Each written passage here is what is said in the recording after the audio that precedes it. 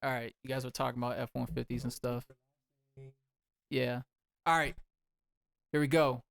Welcome back, Bitter Melonians, for round two. Travis, rise in the comments, my friend. The number one Bitter Melonian. All right, so today, episode 3, we're gonna have what's your name again? Evelyn. Evelyn. Okay. You don't want no last name, right? No. No. Okay. So Evelyn, we were just talking about F-150s and whatnot. I don't really know you as well as Vu does.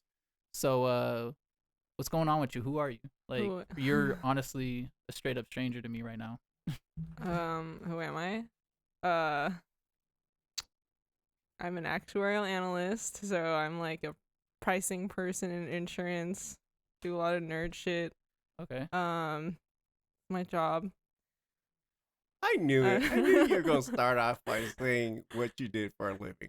Like, are you really proud of being an actuary? I'm not, but I feel like that's like I feel like that's the go-to for like, I don't know, when people like try to figure out who you are. It's like, what do you do for a job? I mean, that's what I do for like at least 40 hours a day. So yeah, it's so true because I don't know. Have you ever seen the original Fear Factor with Joe Rogan? No.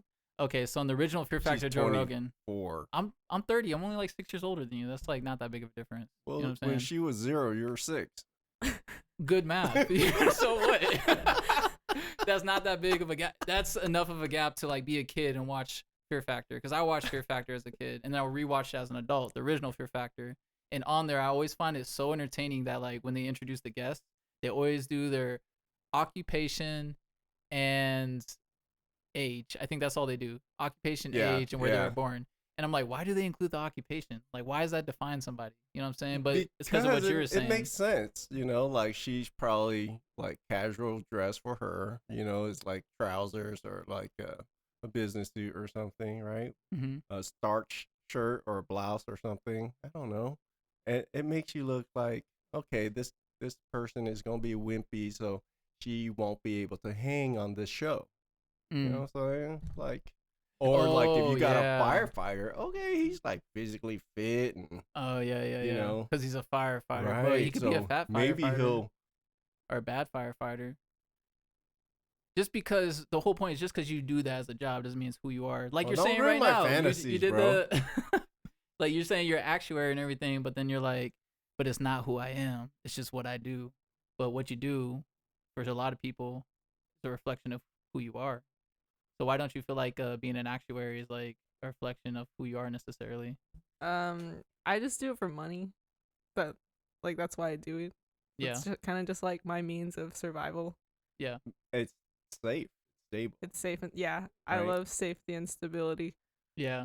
Is that because of your ethnicity, cultural stuff, or just because your gender or Chinese? Are you Chinese? Yes. Oh, okay. Yeah. I kind of like went down the typical pipeline of like parents like really pushing me to study hard and get a good financially stable job. The classics. Yeah. How was that? I feel like it was a pretty typical boring experience. Oh, for real? Yeah. But are you pretty standard? What are your thoughts on it though? Like, did you feel like you wasted some of your youth listening to your parents all the time? Like, yes and no, because like I do wish I had done more things when I was younger, but at the same time, like I don't regret where I am now. Like it's great to not have to worry about money. Yeah, no regrets. It's like a huge privilege, and I get that. So yeah, I was just talking to my Uber driver last night about that. We were talking about like being rich and like, well, I don't know if you're rich, you know what I mean? Being well off and rich are two different things, but like we're talking about how lonely it could be. Cause I was like, dang, cause like what's going on right now? Like, apparently like the MTS workers are on strike. Yeah. So I didn't know that. They've been on strike for 2 weeks. So I went downtown and took the trolley trying to save money. And then when I tried coming back, the trolley system's all fucked up. So I had to call an Uber. And on the way back, it's like, man, I wish I was rich. I'd be taking a helicopter right now. Like, fuck this shit, man. Fuck traffic. Fuck sitting in traffic. Fuck that. If I was rich, I'd get a motherfucking helicopter or some shit like that. You know what I'm saying? And so we got into the whole conversation. It's like, yeah, but being rich means you could be lonely. And I was like, That's true, man. Because like when you think about it, whether you're rich or poor, everybody's got problems, and it's probably lonely being rich, and people know you're rich because then that's when you start finding out who's really about you. You know, if you got a woman with you, and like suddenly you find you're rich and everything, she might be like changing, you know, or you got friends that suddenly like, hey, I got a business opportunity. You know what I mean? And so like, I feel like yeah, the right amount of wealth would bring like contentment. You know, at least for me. Yeah, but Like, give me those rich people problems. I'll Being give you my lonely. poor people problems. I mean, yeah. That's one of the trade-offs. Is like you're not stressing about money anymore, but then potentially on the social aspect, you know what I'm saying? Because like when you're poor, you're in this Yeah. shit together. We need each other. You know what I'm saying? Right. Like I won't have to put up with your bullshit because like you, I don't know, wash my clothes or something, or like I take care of you when you're sick. Like you know what I'm saying? But like when you're rich, like I'm just gonna go hire a nanny or something. You know what I mean? Yeah. So Yeah. like, it's a like what is it? I don't know. Are you familiar with philosophy or nothing? What are you?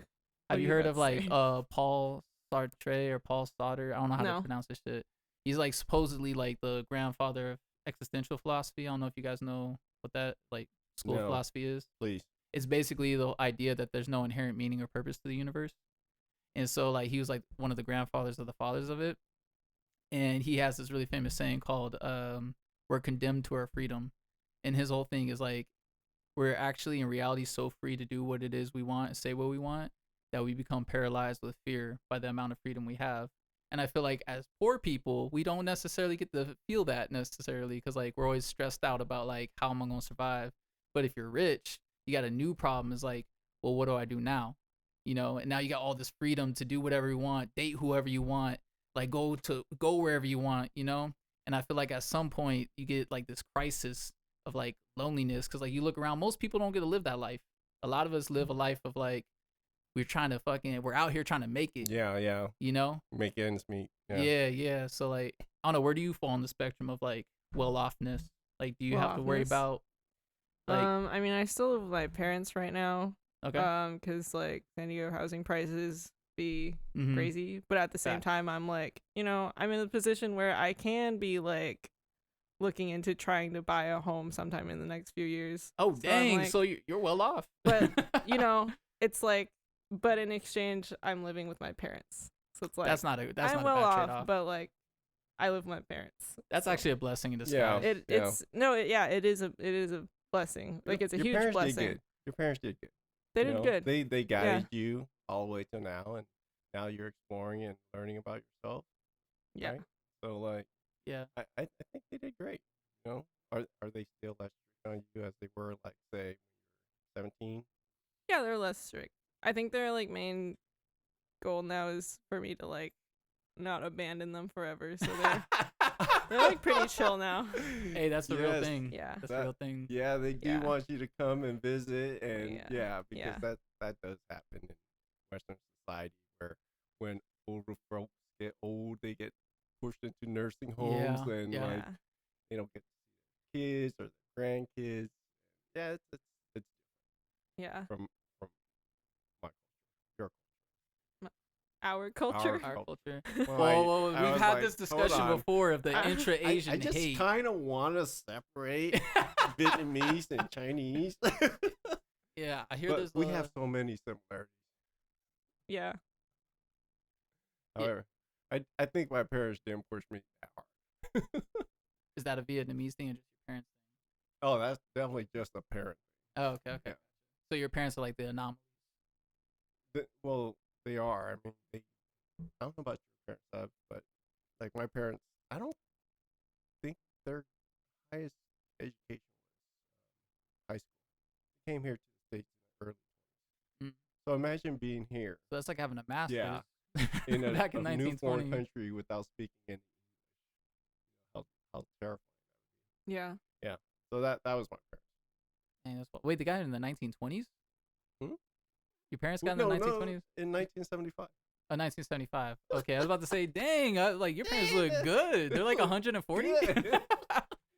Yes, for the oldest people living, yes. Yeah. Dang. How old are your parents?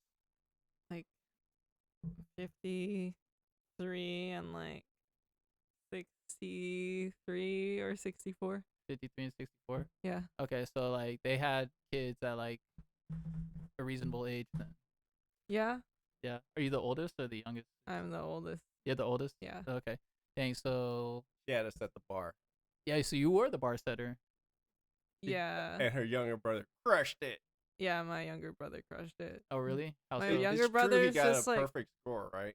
yeah, like That's- perfect SAT score, valedictorian of high school. Oh, that's wild. You know, breezed through Berkeley comp sci program with a 4.0. Whoa! Dang. Oh, he is next level. Yeah, Oh, he's he's a that smart kid. So I had no like there was no sibling competition growing up. It was just like, cool. I'm not traumatizing my brother by like Being better than him. Yeah. How's your relationship? Oh, we're super close. That's awesome. Yeah. Is that because defense mechanism like us versus our parents? Yes. Yeah? Yeah. Oh wow. So Yeah. you would use each other to leverage, not trying to do something that your parents want to do. Like, go clean your room. Well, so didn't clean it.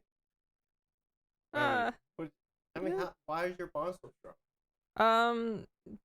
Yeah, I think just our parents just having like a mutual understanding of like what's going on in the family. Like, like how with some people you can just be in the same room and not say anything and you just like know what they're thinking. Yeah, yeah. It's like that. But That's then when awesome. like my whole family is in the room and like our parents are being whack, my brother and I just look at each other and we're like, yeah. Oh, okay. But I'm a parent. What is considered being whack? Oh, I dare you're also you. a kid. You know what it means. I guess an example would be like he recently came to San Diego to visit and like we were driving to San Clemente to do some shopping with her mom and she puts on this like audiobook, but it's called like God, Your Marriage and Sex. And like the book is definitely like the target audience is like Christian married couples, but my mom's like, no, we have to listen to this together. Me, you, and my son together. So there was just like that playing in the background. It was very uncomfortable. It was very, I'm not religious. Dang. Grew up in a religious household. So like stuff like that where Yeah. if my brother wasn't there, I'd probably be having like a screaming match with my mom. Oh, gotcha. Yeah. Religion is one of those touchy ones. So your parents are like strongly religious then, or mildly religious, or they're selectively? strongly selectively Okay, religious. I got you. Is this a new thing for them? Oh no, no. No. Grew up Christian. Oh, okay. Do you Yeah. guys go to church Yes. every Sunday? Yeah. Oh, for real? Yeah. Dang. Was it like how was the community? Was it like monoculture? Was it like diverse? Like, because I know like growing up it was like Chinese church. Chinese church. So what's that like? a lot of I think like it was kind of like a bubble of like better off like Chinese American kids in like the youth group that I was in. A cult. It was yes. I mean, Yeah. religion is a cult, but Yeah. yeah, I think that's kind of like where my social anxiety first spawned. Actually, that's a lie. It spawned before that. But I think church was like a big contributor to that because it kind of felt like, they're preaching like love everyone, be nice to everyone, but like it was actually really cliquey. Yeah. And I feel like I'm low key kind of like neurodivergent and like just like was a late bloomer with picking up on like certain social cues and stuff, but also felt like ostracized for like being a little different. So I was like, well, this is kind of not cool because you guys are like super judgmental. really judgmental. So I don't know. I was like the weird loner kid at church. Gotcha.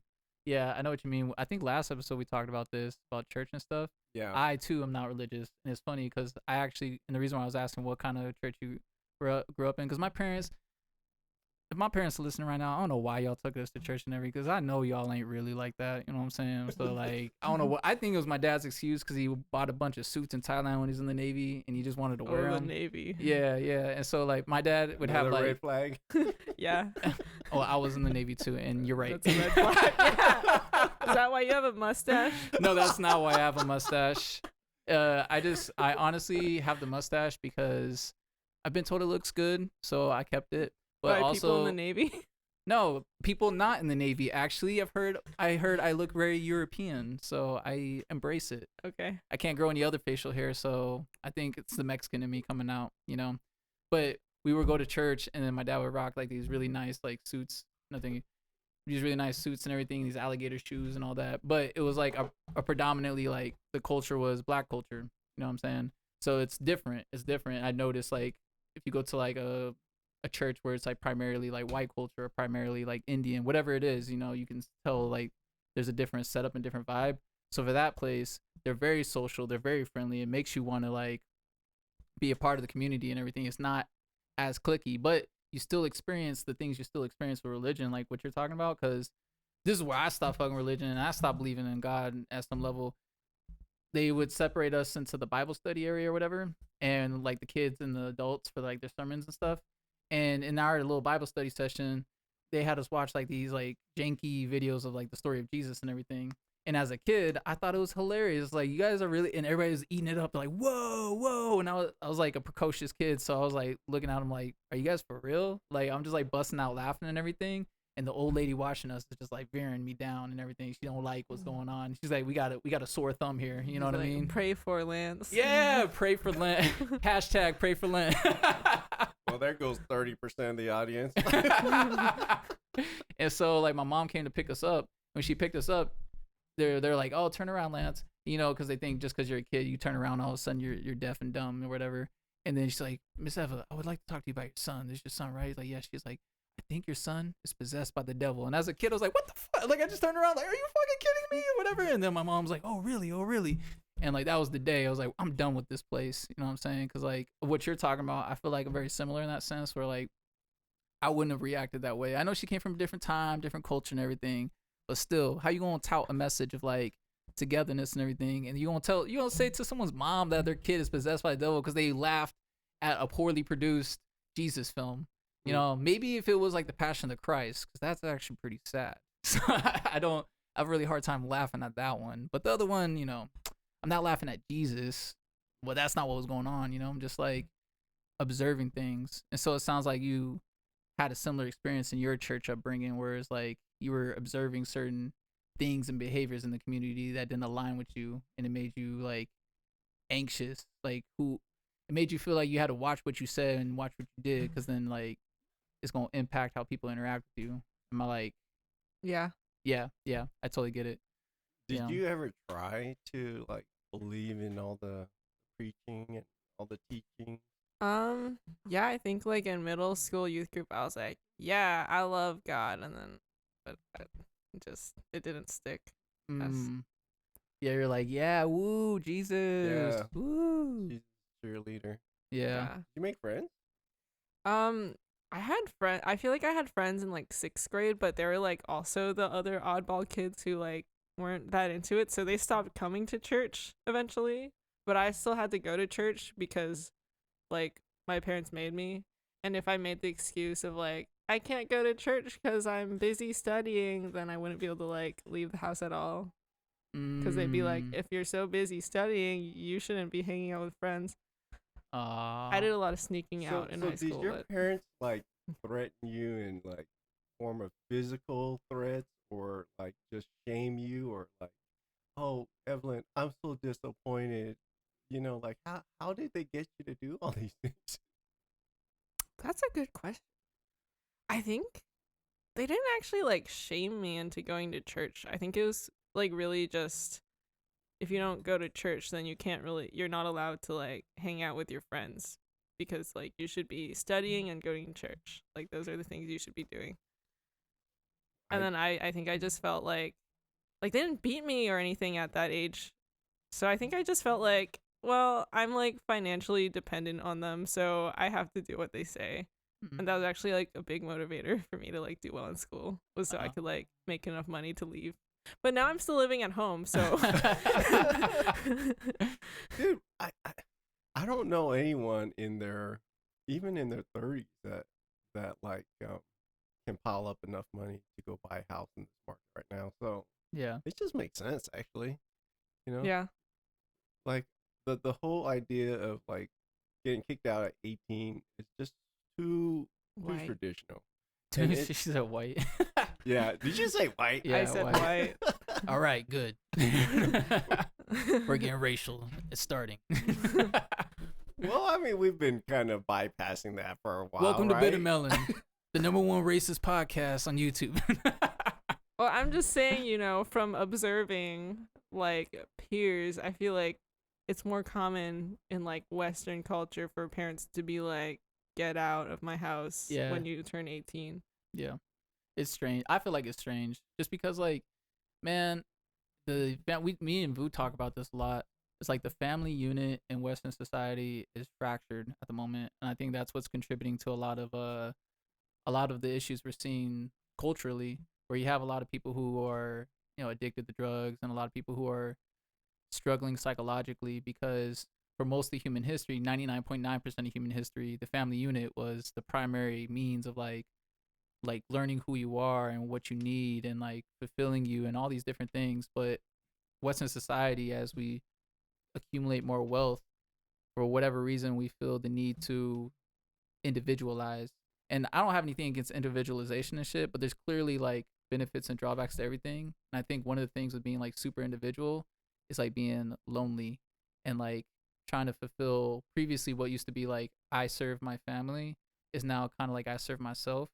And now it's just kind of like a struggle to like combat that. You know what I mean? And so like I totally agree with you. Like when you're saying white, what I really think you're trying to say is like Western. Western, yeah. Yeah. You know what I'm saying? Yeah, we used to have community to fall back on, like church, Yeah. neighborhood watch groups. I don't know. Are they still a thing? No, that's called Instagram. Next That's door. the watch group right there. You want to see what's going on in your neighborhood? Just Instagram, like your neighborhood. You don't see something. Yeah, but that and you add on the fact that we all want to be so different, so individualized. Mhm. Like how are we gonna stand out on social media? Like that pressure, Yeah, that is pressure. And then like the older you get, you're just like, whatever, it's not important. Because Yeah, you're just yeah. pleasing other people, or you're like other people's like, oh, he's so different. Yeah. Do you struggle with that? Being different. Like individual identity and like, who am I? What do I want the world to see? Like, yes and no. I feel like I feel like uniqueness is weird because if you're like trying to be unique, like for social media or like so that other people can perceive you as unique, it's not really like It's not genuine. it's not genuine. And it's not unique. Yeah. Yeah, It's ironic. Yeah. been Yeah. done. Mhm. Yeah. So I don't know. I feel like I try to just like keep my eyes in my own lane and not like give a fuck about. That's right. She's Being burning up perceived. her calculator, saying all those actuary numbers, and just stockpiling up her cash. Yeah, exactly. She's adding Yeah. up the numbers in her bank account and people. I mean, what kind of actuary do you do? If that's a word, like, do you do it for like businesses or like just insurance Well, companies? what? Just to let people know, what is an actuary? Honestly, as an actuary, I like barely know how to explain this. It's basically kind of like data science and like data analysis, but specifically for insurance companies, because like insurance data is just more nuanced. Since like for example, with like a regular business, like if I'm gonna like make a product like a candle or something, like I already know what the cost of making the candle is gonna be, so I know like how much I want to sell it for. But with like insurance, you don't know the cost of your product, since like with like claims and like when people get into accidents, like you don't know how much that's gonna be or when it's gonna happen. Yeah. So like there's just that nuance that adds like a bunch more work to like the data analysis that you have to do. So actuarial work is basically like data science, but like for the niche of insurance data. So basically, you calculate the probability something happens, and then you give Put that a to the dollar insurance company. Sign on it. Yeah, and the insurance company's like, oh, there's an 80% chance of that. That's going to be $1,000 if you want to, because like that's how insurance works. Basically, it's like you're gambling against yourself. Like the insurance company's like, I bet you ain't gonna get an accident, and then you're saying, oh, I bet you I am. So that's why I'm going to get this insurance, because when it does happen, you guys will cover me. You know, is that kind of like the philosophy that you've experienced while working with it? Or Kind of, but we always say like insurance and gambling are different, because with gambling you're like creating a risk that wasn't already there, but with insurance, like the risk was already there. We're just like, insurance is kind of there to help you, like, Just say it. You're monetizing it. Yeah.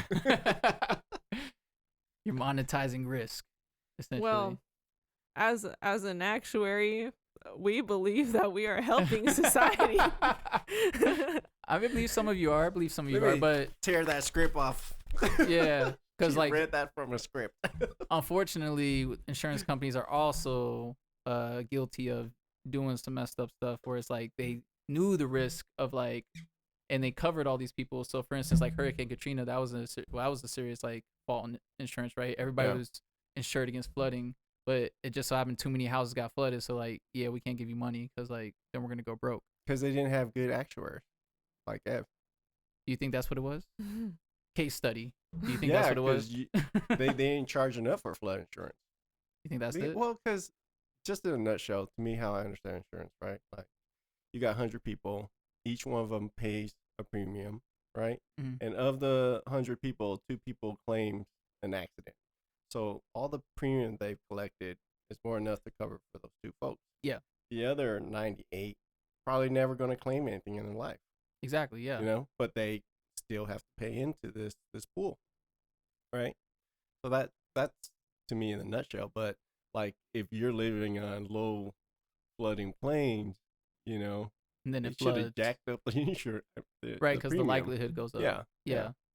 But then what happens where it's like, well, we all agreed to the rules of the game, and then once the thing happened, it's just like you just throw your hands up in the air, and it's just like, well, I know we agreed to this, but yeah, this ain't gonna happen. Y'all are just, you lost your home. But Well, we get to that keep your just money. shows how we can't predict everything, right? Because the Mhm. flooding went deep into, you know, the mainland. Yeah. It didn't just flood the coastal area. But I feel like it should be it's part of the game. Don't hate the player, hate the game. You know what I'm saying? They're hating the player, but they're playing the game. That I can't necessarily get behind. Like, you know, recently here in San Diego, I don't know if you're familiar with this, but there's houses over actually where I grew up. I grew up in like the Tier area and everything. There's actually like, I think 300 to 400 homes. I don't know the actual number, but there's an issue right now where like, I think, what's that insurance company? The Farmers one? Is it Farmers? Farmers? Is it just called Farmers? Yeah. Yeah, Farmers Insurance canceled like their policy on 300 to 400 homes because they determined that area was high risk of wildfire activity, you know. And so now these people who have been living there for decades, paying insurance and everything, they're kind of like, well, why can't we get insurance? They're like, well, you're just too high risk. And it's like, so basically they're literally playing with fire. You know what I'm saying? Where it's like, if their home goes up in flames, it's like, it's a wrap. Even though they're willing to pay the money for it, the insurance company, I understand at some level, that one is a little bit more, it's different from the Hurricane Katrina one, in my opinion, because it's like foresight. You know what I'm saying? They're openly saying like, we can't because it's too high risk. You know, but then like in the incident like Hurricane Katrina, if I'm understanding the history correctly, it's like you tried to have foresight, but your foresight wasn't enough, you know, and so now you're still holding the clientele responsible for like your shortcoming, I guess, in like your business practices. I don't know if that, maybe I'm just ignorant about insurance and everything, but that's like what an ignorant person sees when he's looking at that. I'm like, damn, it's a damn shame. So should we get insurance? Yeah, for real. Like, if I buy a new phone, should I insure it? I don't do that, but should I? Oh, I don't insure my phone. There you go. So you don't have to do that. Oh, see? From an expert. Yeah, from an expert. Don't insure your phone. But don't come back to us when you drop it and you got to pay $700. Yeah. This ain't us telling you what to do. This is just all risk rewards. Yeah, exactly. Life's a risk, right? Yeah. But So, how's your life going? What's new with you? Yay, Besides we can stop talking about actuaries. work. Yeah, yeah. No, you're an actuary. That's it.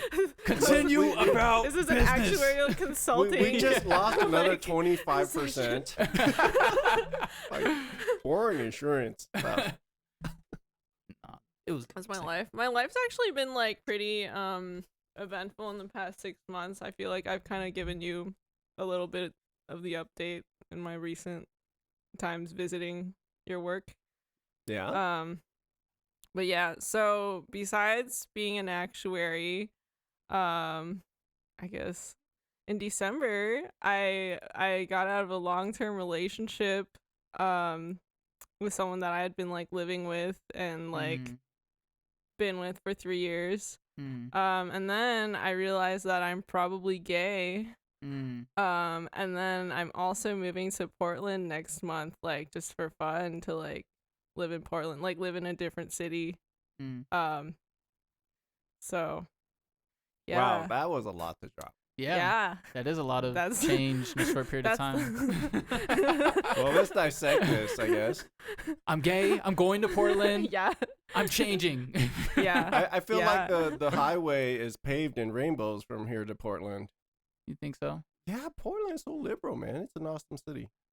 I hate Portland. Yeah, you don't Why? Why? I've been there 3 times. It's just grimy, dude. It's just grimy. It's like, for me, it's the big grime. Like, maybe it'll be different. I had a friend who lived in Portland. Can you elaborate? Elaborate on grimy? Yeah. It's just the whole... Man, have you been to Portland? I have not. Okay, you'll see then. I can come back on in 6 months and share my Portland experience. Yeah, absolutely. And I guarantee I'll put money on it. I'll put money that you'll walk away being like, at the very least, if I call it the big grime, you'd be like, at the very least, you'd be like, I could see what you mean by that. You know what I'm saying? Just like, because like you see how the weather is right now. Now imagine that, but like wetter, right? And it's like that 9 months out of the year. Because I had a friend who lived there too. And he's actually from San Diego as well. And he actually was trying to be an actuary. I don't know. I think he may have become one. What? Yeah. Isn't that funny? That is weird. That's so weird. Yeah. So, yeah, he lived there for a while. And he said he couldn't do it because, like, it just was too little sunshine. So he was getting that sad disease. Yeah. You know what I'm saying? Yeah. It's a real thing. Yeah. So he was getting that shit. And he's like, dude, I gotta go. And then when it is, like, finally sunny, it's, like, super muggy and hot. Like, I remember one time, because I've been there 3 times. And I only wanted to go once. I don't know how that happened, but like I've been there 3 times and I don't like it. You know what I'm saying? Because like one of those times, it was like I experienced 4 seasons of weather within 1 mile of road. Like for real. Like it's like pouring rain, then it stopped, then it got super hot, and then suddenly like we were in snow, and then like after that it like started thundering or whatever. I was like, what the fuck is going on out here? You know? But aside from that, like I do like that it's really green, so that's really cool. I do appreciate like the greenness and stuff. But then like, for instance, like downtown, I don't know if it's worse or better, but like, I mean, because San Diego is not an exception in this sense. It's like a lot of people addicted to drugs and homeless and everything. But like down there, it was just like grimy. Like it was like a wet, dark street, and like it was drizzling, and then like you just see these people like strung out, being like, you know, like zombies and stuff. I'm like, damn, this place is so grimy, dude. Like. I don't know. You don't like the moist tweakers? The moist tweaker. Yeah, I like my tweakers dry. I don't like them moist, all right? You know what I'm saying? Like, they already got enough going on, and I do feel bad for their setup, but, like, I don't like them moist. You know, that makes the grime bigger. But have fun, you know? That'd be cool. Yeah, thanks. I feel great about Portland now. Well, no, you should, because you can prove me wrong. Why Portland? I wanted to go somewhere that was, like, far enough from San Diego, but not too far. Like, you know, I feel like Portland's still driving distance. Also, it's a big city. It's liberal enough to where I feel like I won't get hate crimed. I like nature and hiking stuff. I feel like San Diego has that, but it's very brown because it's so dry here. So yeah, it's green. It's liberal. Okay, well, nature isn't just like green. You know, there's beautiful desert True. scenery. True. Yeah, but I've like just been Expand around your that horizons. for like 24 years of my life. True. Well, it's a change. I like Portland, like a lot. I just feel like you don't have to, like here you feel like you're always in a rush to get somewhere. I feel like it's a lot more laid back. Hell no. Driving there was so hectic. Heck no. You feel like San Diego is rushed? Sometimes, yeah. I feel like people here feel like they're in this endless rat race, you know, trying to keep up with Joneses. You know, cost of living is so expensive here. So Yeah. I'm sure. Well, in Portland, at least you 2 things. There's no state tax, so you buy, you know, $100 pair of shoes, $100, and you don't pour your own gas. Yeah. I kind of don't like that. I don't like that. I don't like Do you that like weird being rule. in control? You have control issues? Is No, that no. why? I've done enough Do mushrooms. you it's have gone. control issues? I have control Is that why you issues. asked that? I have control issues. Yeah. Really? Have you done mushrooms? Yes. And you still have them? What? Wait, have you done like a full It dose wasn't or like a like- light dose? I haven't been on like one of those like spiritual, life changing like camping then, trip, yeah. mushroom trips. It was like in someone's living room. Yeah. I Okay. mean, but what was like the dosage you took? I don't know. See, that's the important factor because like if you took enough, you will have one of those like intense experiences where you will be faced with those things that are like your control issues rooted in. And then from there you decide whether or not to face it. You know, if you decide to face it, more often than not, you're going to have a good trip. If you decide to fight it, well, strap yourself in because it's going to be a Did you fight. get anything out of it? um, Did it change it did not change me. you? Okay, Mhm. so probably up your dose yeah, right now. up the dose, yeah. Yeah. Up My the dose. Yeah. I and think I and was go pretty. go and hike nature with a Yeah. few good people.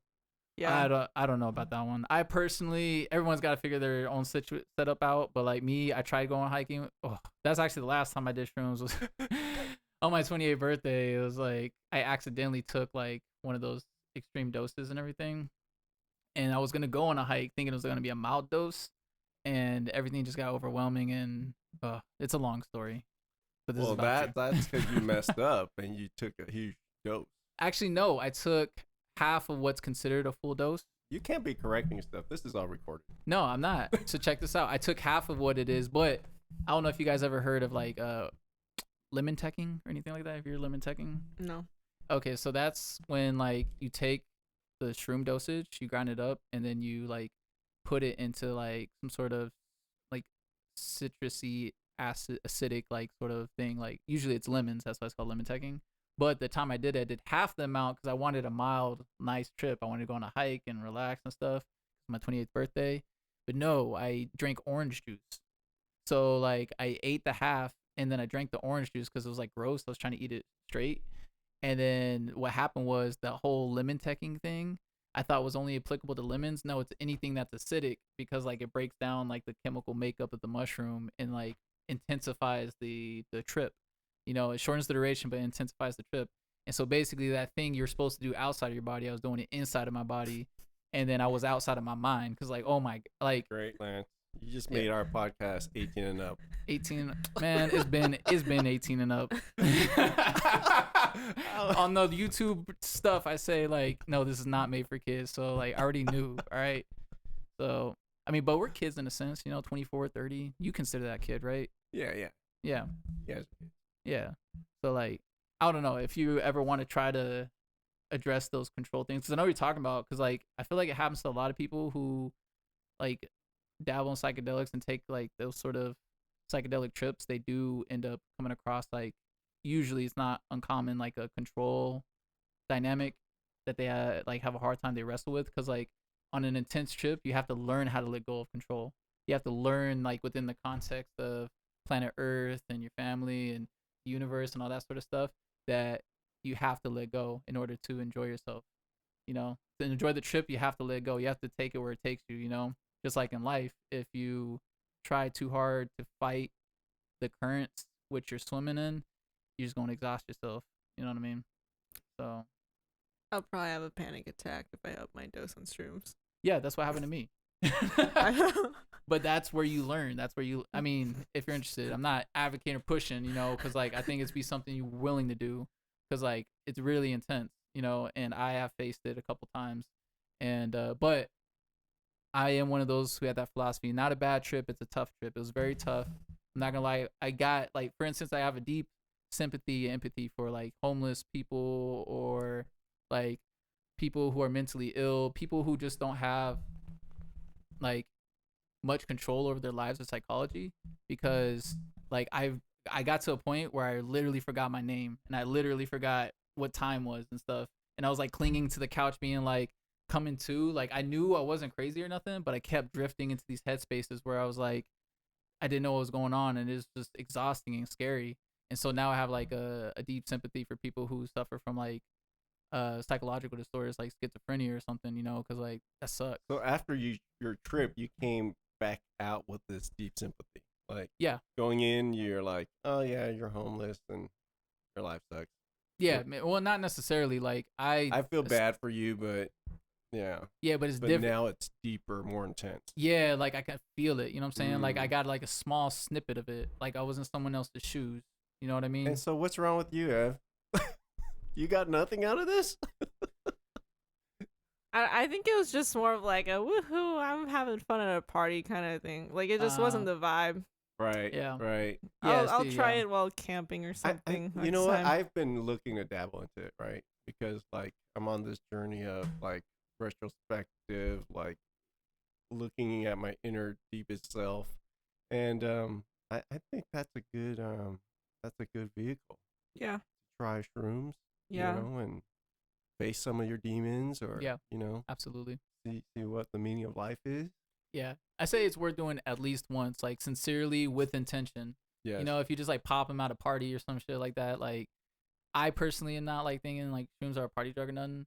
I also don't think it's something you should just like do all the time, like at super high doses, you know, but I think the occasional, maybe like, you know, once every 5 to 10 years or something like that, just like to take a dose and just kind of like reflect and reinitiate with like, cause like with me, I feel like I like what your friend said, Aaron, Yeah. where he's talking about like he has a friend that's like super into psychedelics, and he was explaining like the differences and like I guess you could say like tiers of psychedelics, whatever.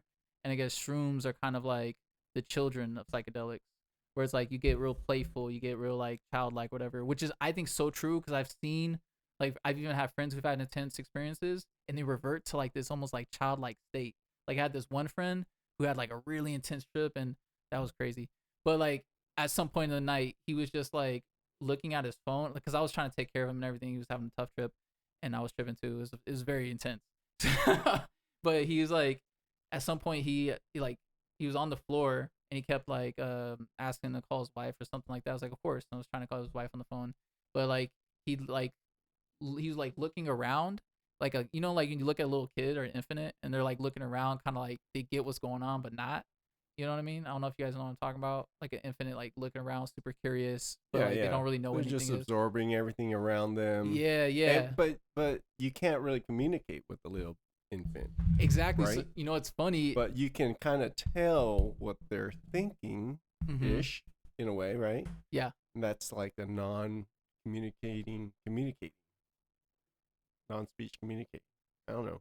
Yeah, yeah, Probably exactly. word for it. No, that's totally what happened with him. And it's funny because at some point, I actually, because he was having a hard time understanding me when I was talking normally.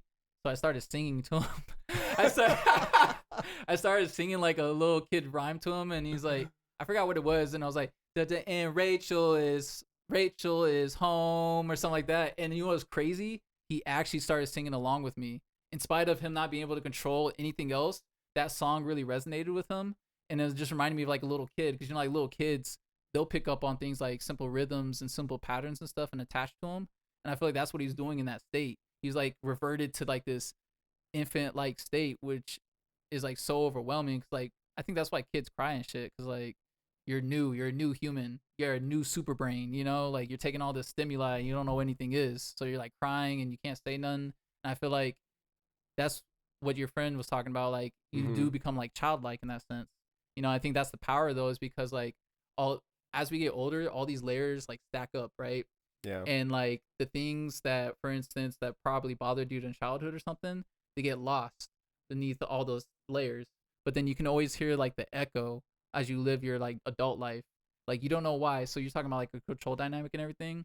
Like you hear these like things and your habits and behaviors, and you're just like, I don't know why. Like I had this control thing, but you know, like you're vaguely aware of it.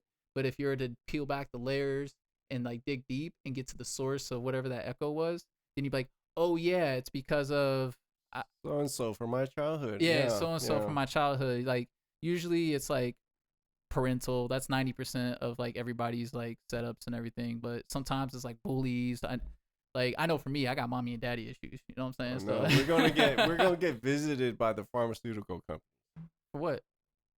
For like telling people to take psychedelics to No, we're treat not. their own I'm like not saying to take personal it. trauma and stuff like that. What about all the psychiatrists and all the drugs out there to do that?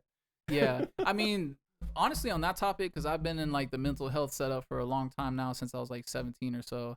I think people gotta like that's where they have to really take the challenge and like learn about themselves and their own setup. Because I won't deny, like I personally know people that I feel like medication is absolutely something that is a proper, suitable like solution for their psychological issues. Like for instance, I got an uncle who I know suffers from schizophrenia. You know what I'm saying? And he definitely needs some sort of like medication that helps Yeah. mitigate or minimize that, in order Right. to function.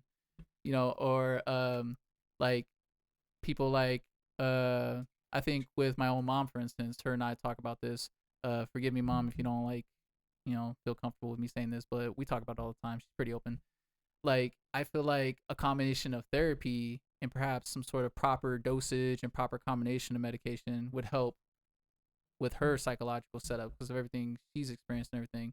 So like that's where like going to see a professional and like learning about yourself and figure out what works for you. I don't want to sit here and be like, you got to do this or you got to do that. You know what I mean? If it did come across that way. Well, I think we're trained that way. I think eventually, like somebody like a spiritual guide, but not a spiritual guide, but rather like somebody who had a vast knowledge of psychedelics, mushrooms, and stuff one day, could become like an expert to guide people through these things. I mean, Agreed, yeah. that's what they did in ancient cultures, right? Yeah, they did. Yeah. Yeah. I feel like that's what like we lost when the village got lost. I feel like everybody had like a village shaman. Now, I don't know if the shaman was good or not, but like there was always at least one wise person or something you could talk to. Who is your shaman, Evelyn? What's his name? Like Brad or something? Eat this mushroom. I had no shaman. It was just like a chocolate bar sitting on the table. Oh my God, you're one of those. Oh, also, did some and went to the aquarium, but like, Oh, that sounds cool. Yeah, I don't know. Yeah. I had no shaman. I think. I mean, answer if you like, but do you think you have trauma in your life?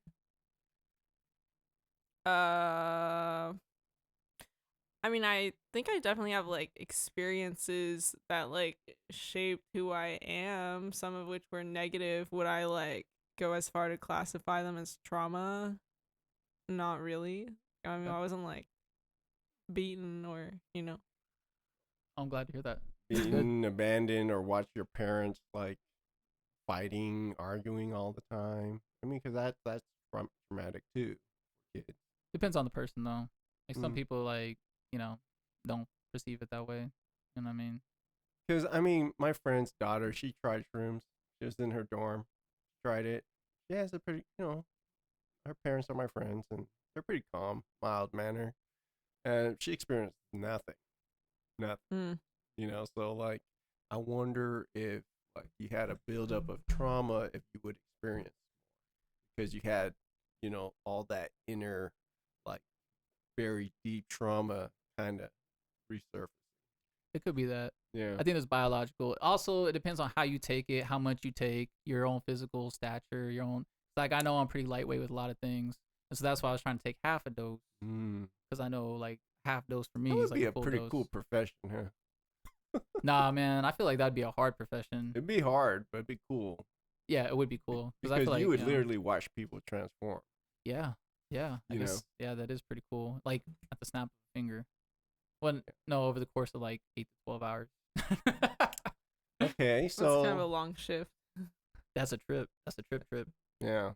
Well, I'm sorry you didn't have a great psychedelic experience. Oh no, it was But fun. don't give up It on wasn't. it. I know. I mean, I just haven't done it with the intention of like having an awakening. But Yeah, like, yeah. do I want to do that? Yes. Oh, Just there you hasn't go. Well, happened. you mentioned breaking up.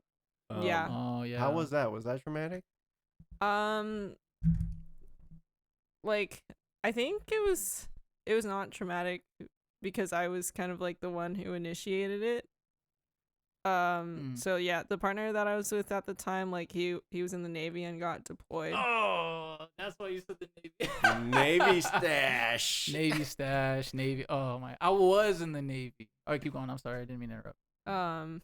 Yeah, and then like when like 6 weeks into the deployment, I was kind of just like I feel really good. I feel really happy like Ooh. by myself, and like we had been living together, so like he wasn't there anymore, and I had like cut the lease and moved back in with my parents, and I was like, I feel really happy even though I'm like having to live with my parents. Like I feel great. So I was like, oh, this is probably like a sign that it wasn't, I shouldn't stay in this relationship if I feel better when he's like not here. I mean, Yeah. but was it because of him, or was it because like now you're kind of all grown up and you got to do your own dishes, not have like your parents like help you with things, stuff like of that Wait, what? adulting? Adulting? Yeah. Was it because of him or because of adulting? It was because of him. I think I'm very introspective, and I think he was kind of more like avoidant attachment style, like just not introspective. Yeah. So it's just like harder to have like those kinds of conversations. Plus I started realizing that I'm probably gay, so Yeah. there's that too. Yeah. Well, I think you made a good decision then. It's better than like holding on and torturing the man or something, you know what I mean? So, or yourself, so yeah. And then also the gay thing, like, I mean, you gotta keep it real with yourself. I feel like, if I get it, as a man who likes women, I can understand why you like women. I love women. I feel like almost every guy I've told this has said the same thing to me. Oh yeah, like I we can get it. see why you like women. Yeah, because it's facts. I'm glad. It's always nice to meet a woman who gets it. Because I feel like oftentimes, like heterosexual men, at least in the modern age, if we say something like that, it's like, oh, you're a dog or something. It's like, yeah, because I'm a dude. Like we're like, yeah, we love women. Or heterosexual men who love women. Because I know there's plenty of, but even with gay men, because a man is a man at the end of the day, gay or not. Because like I don't go to Hillcrest, for instance, because every time I go to Hillcrest, I be getting harassed, like on some real stuff. But at the same time, I try to give him some sympathy because like I get it, you're a dude. Dudes are just built to like, they're just like animals. Are you getting harassed because Yeah, what's your definition? or are you getting harassed because you look gay? Probably both. But I think they're projecting onto me. I mean, it's just because the long hair and shit. I can't do anything. I mean, I think that's what it is. I don't know. Do I look gay as someone who's coming around to being gay and everything? Do I look gay to you? I feel like some people would think like maybe you're like bi, but to me you give very hetero vibes. Okay, cool.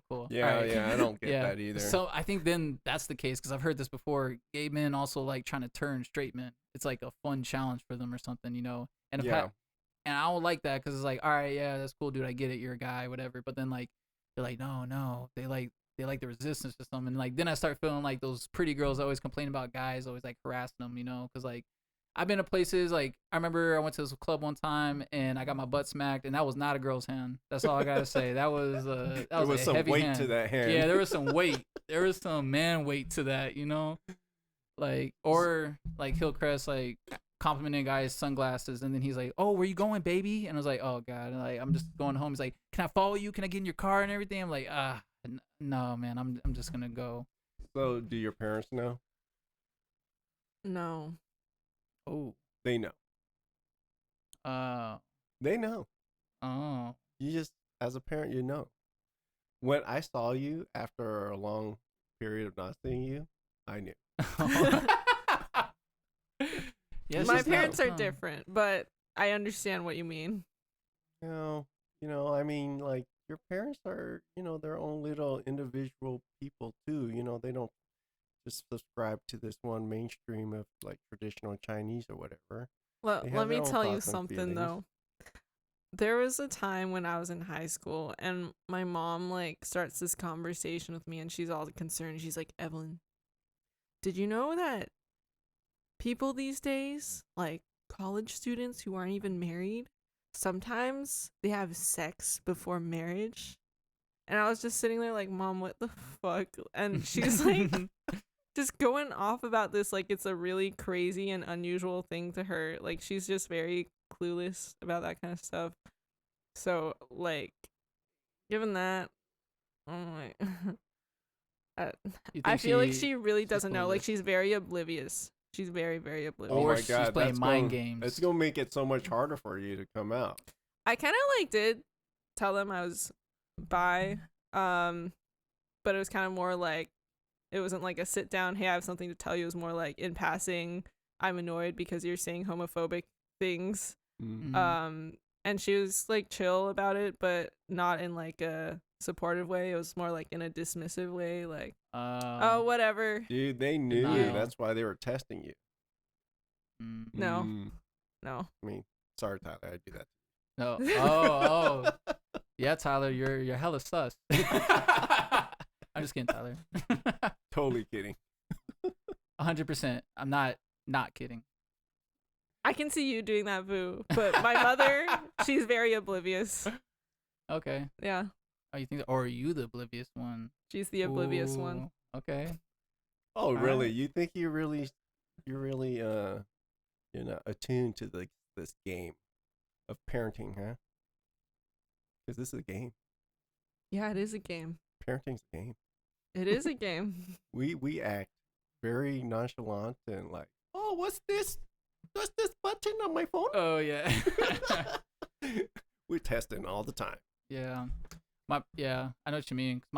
But parents don't always get it right because my mom always accuses me of being gay. We're totally wrong all You know the what I'm time. saying? Mhm. Yeah, she always thinks I'm gay, and she's extremely wrong. So, I mean, and I think she's happy about being wrong. But I remember because in high school, because like I didn't really start dating until I was like 21 or something like that. You know what I'm saying? And then she just be always like, "So it's okay if you like men, Lance?" I'd be like, "Mom, come on now." You know what I'm saying? And Why it'd be is it so polar opposite with people, huh? what you mean? Like, if they never see you with a girl, it's the polar opposite. He's gay. Yeah. You know what I mean? Like, I don't know. Like, maybe I got standards or used to have standards, you know what I'm saying? Yeah. But then, time goes. But anyway, yeah, so like how does it make you feel though that your parents may or may not know? Like how do you feel about the whole ordeal concerning your sexuality?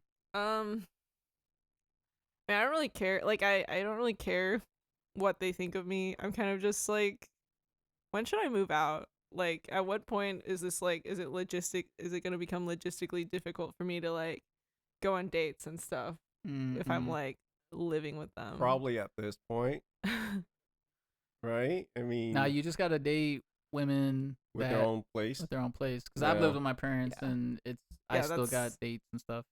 Yeah, that's been the play. Yeah, and if you actually have a job and everything in this age, they're not gonna care. Yeah. And you're a woman. Like women don't really like guys. Well, maybe since you're dating women now it's different. Well, no, because I dated women and I told them I lived somewhere with my parents and they didn't care necessarily. So I think you're fine. So You're are fine. you dating now? Yes, Nice. thank you. How's So it been going? you are full blown then. There's no doubt in your mind. You just There's said no you doubt thought in my you were gay. mind that I like women, but now I'm like, did I actually like men or did I just feel obligated to date men? So I'm like, I'm sure I like women. I'm not sure if I like men, which is why I'm not sure if I'm gay or bi, like lesbian or bi, Yeah, I got you. That is super interesting, fascinating. So you could probably fall for like a deep thinking dude that just was very comfortable with his personality and maybe had some feminine qualities. Maybe? Like, I don't know. That's what I'm trying to figure out. Well, you are at that right age to figure it out. And Yeah. there's nothing wrong with that. Yeah, You know, I respect that you're doing it. There's way too many. I got PSA to all the female bitter Melonians out there that may suffer from this. There's way too much insecurity within women in our generation, and it's and men. men as well. But I think it's unfortunately more extreme towards the female side because like the whole setup with social media is like if you're an attractive woman, even a moderately attractive woman on social media, you can get so much attention and like so many like resources based off that alone. Mm. And I feel like that fucks with your like head as you grow up, especially as a teenager with social media and stuff, where like you're seeing these other women, like everything they're getting, all the attention they're getting, and you're trying to play keeping up with the Joneses, like you're talking about, you know what I mean? And so you get lost about who it is that you are, what you need, what you want, and everything. And it's a scary thing to do. And I respect the fact that you're actually engaging with it. You know what I'm saying? Yeah, at 24. At too. 24, yeah. Because like even when I talk to my therapist and everything, she'd be like telling me that like people don't be coming into her office until they're like Vu's age, trying to do everything that like you're trying to do right now. You know what I'm saying? Thanks, They're trying to Ash. backtrack. It's true though. I'm just telling her. She tells me they come in around like midlife and everything. You know what I'm saying? Just like, who am I? What do I need and everything. And like she even says to me at 30 years old, that which I consider as like pretty old for like trying to do all that stuff. She was like, she's just like telling me how like how much of an anomaly it is. You know what I'm saying? So as a fellow human being who's attempting to dig into the inner workings of their mind, you know, I respect it, and I definitely think you should go to Portland. Yeah. Thank you. Well, I Yeah. mean, who's the head of household in your home? My mom. Your mom.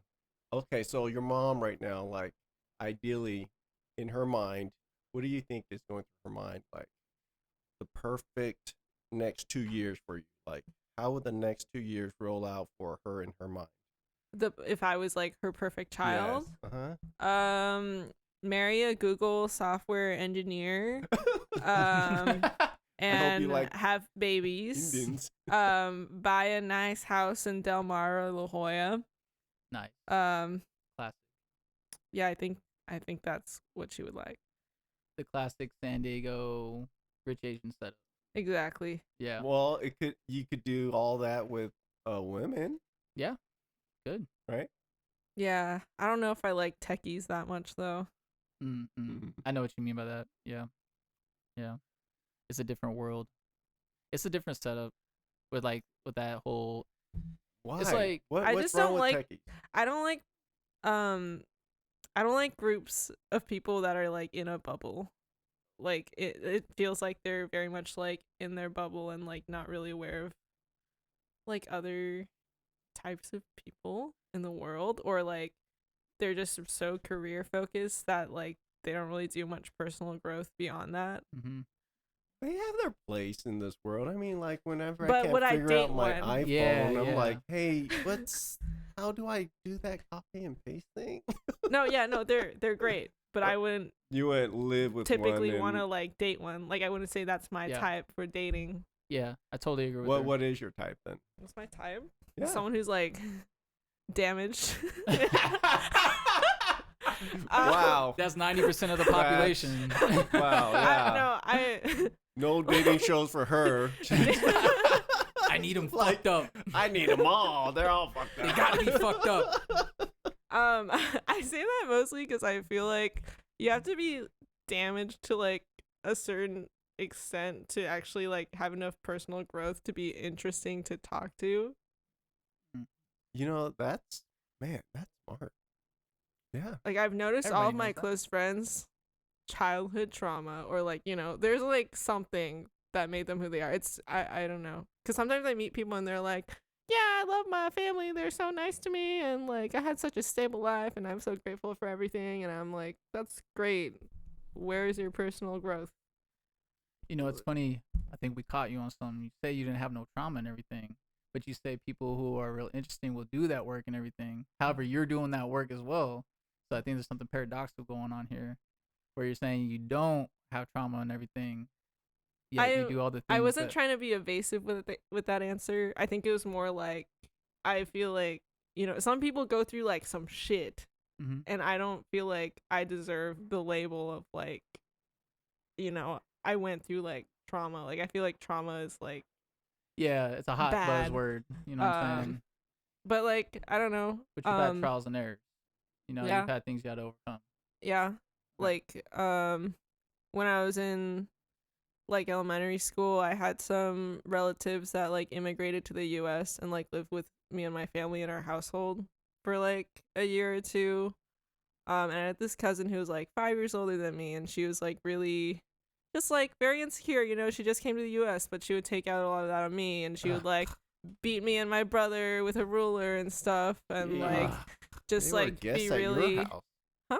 They were guests at your house. I know. yeah. Ugh. So that sucked. And then like, you know, I was like 8 years old and she was 13, so I thought she was like the coolest person ever and like looked up to her, and she was just kind of like slightly, had some abusive behaviors toward us. Yeah. So there's that. So I don't know. I think like that and some other like not good friendships and like tendency to just seek out people to put on a pedestal to get like validation from kind of led me on this little path of like always nitpicking myself on like how I was perceived by other people. I don't know. There's that. That happened.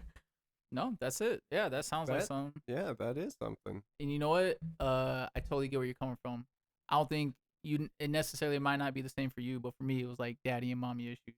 You know what I'm saying? Yeah. Just like, that's why I have a tendency too of doing stuff like that. I be dating women that are really insecure, and it's something I've come to grips with recently, and I think part of it is just because like my mom, unfortunately, is like an emotionally unstable woman. And something my therapist told me, which I remember, like, I was just clapping my hands, like, bravo. And she laughed. And she's like, what? I was like, I get it. I got daddy issues. You know what I'm saying? Like, I get it now. I get it. Like, the classic, right? It's just like we tend to attach to people or seek the people that we're familiar with. It's just what human beings do. You know what I'm saying? So, like, that's what it sounds like to me when you, like, tell me all that. It's just like, perhaps it could have been that experience or other experiences or whatever that, like, set up your psychology where like you're unconsciously, remember those echoes I was telling you about beneath all the layers, like that might, if you were to peel back the layers, that might be where the echoes are coming from. Oh yeah, definitely. Yeah. So I don't know, I'm just saying, well, you're not fellow, to all my fellow daddy and mommy issue people out there, hey. I think I have daddy and mommy issues. All right, hey, welcome. Bitter Melon is daddy and mommy issues, Vu. Yeah, of course, hey, let's go. Welcome, world. Woo! We're not alone. We can get through this together. Yeah, and we can grow up to be actuaries too. Yeah, exactly. We can figure this shit out. It's not all gloom and doom. You know what I mean? No, it's not. I mean, like, yeah, sometimes when you look at your parents, you're like, oh gosh, why were they so tough on me? And oh gosh, like, do I have to do this or do I have to do that? And it's, what was their intent? They always wanted the best for you. And then when we get older, we realize that, then we can break down some of those like perceived notions we had of them. Yeah, that's true, man. Cause like my parents, the reason why earlier when I asked you if how old your parents were and everything, my parents were like 18 and 19. Like my mom had 2 kids by the age of 20, and so like, and now that I'm 30, I'm like, 22? Right? Yeah. What? Yeah. You know what I mean? So like, yeah, so that I'm sure that makes it harder for them too, because like all the same bullshit we're going through right now is just like, now throw a kid in there. They're like, oh God, man, like. So were your parents like the if when I was in China and I went to school, had to jump on a canoe and paddle for 12 miles and then hike up a mountain 120 degrees. Yeah. And then paraglide down Yeah. into the snow while avoiding giant pandas that look like your cousin. Yeah, like what would they tell you? Yeah, so similar story to that. Just like a long, hard commute. Yeah. Hardship. What did they do? When did they come over from China? I think my mom came with my dad in 89, but my dad had like been here for a few years, like working in like restaurants and stuff, and he like literally went back to China to like find his wife. And he found my mom. How'd your parents meet? It was like, I think it was through mutual friends, but it's also kind of weird because my mom was like 19 years old and he was 30, and then he was like, oh, she's hot, can I take her back? And then her parents were like, yeah. Wow. And like that's different how times, that went, different culture. Yeah. See, could you do that? Do you think I could do that? Of course not. Like, I couldn't do it. Even at my age, I'm like, oh no. Yeah, no. But I know plenty of people my age that do. Oh, they go back. Yeah. Grab themselves something. Yeah, I mean, it worked for Grandpa. It's going to work for me. Yeah. Yeah, I wonder if that's like, cultural thing or like universal. 'Cause I feel like for a lot of human history, it was like that. It's only until like recent times, real recent times, where like that's something people even question. You know what Yeah, I'm saying? because like my upbringing, arranged marriages were common. You know, Yeah. You said like your parents were arranged, right? no, my parents were the exception. Oh, okay, okay. That's why they held me to nothing, Oh, okay, okay. just survive. Who was it you told me that like had an arranged marriage?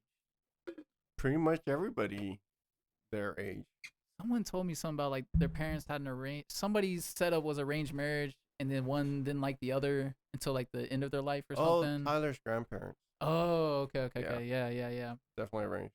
Wow, that's such. I would. We should find someone who's been in an arranged marriage and see if they would be willing to talk.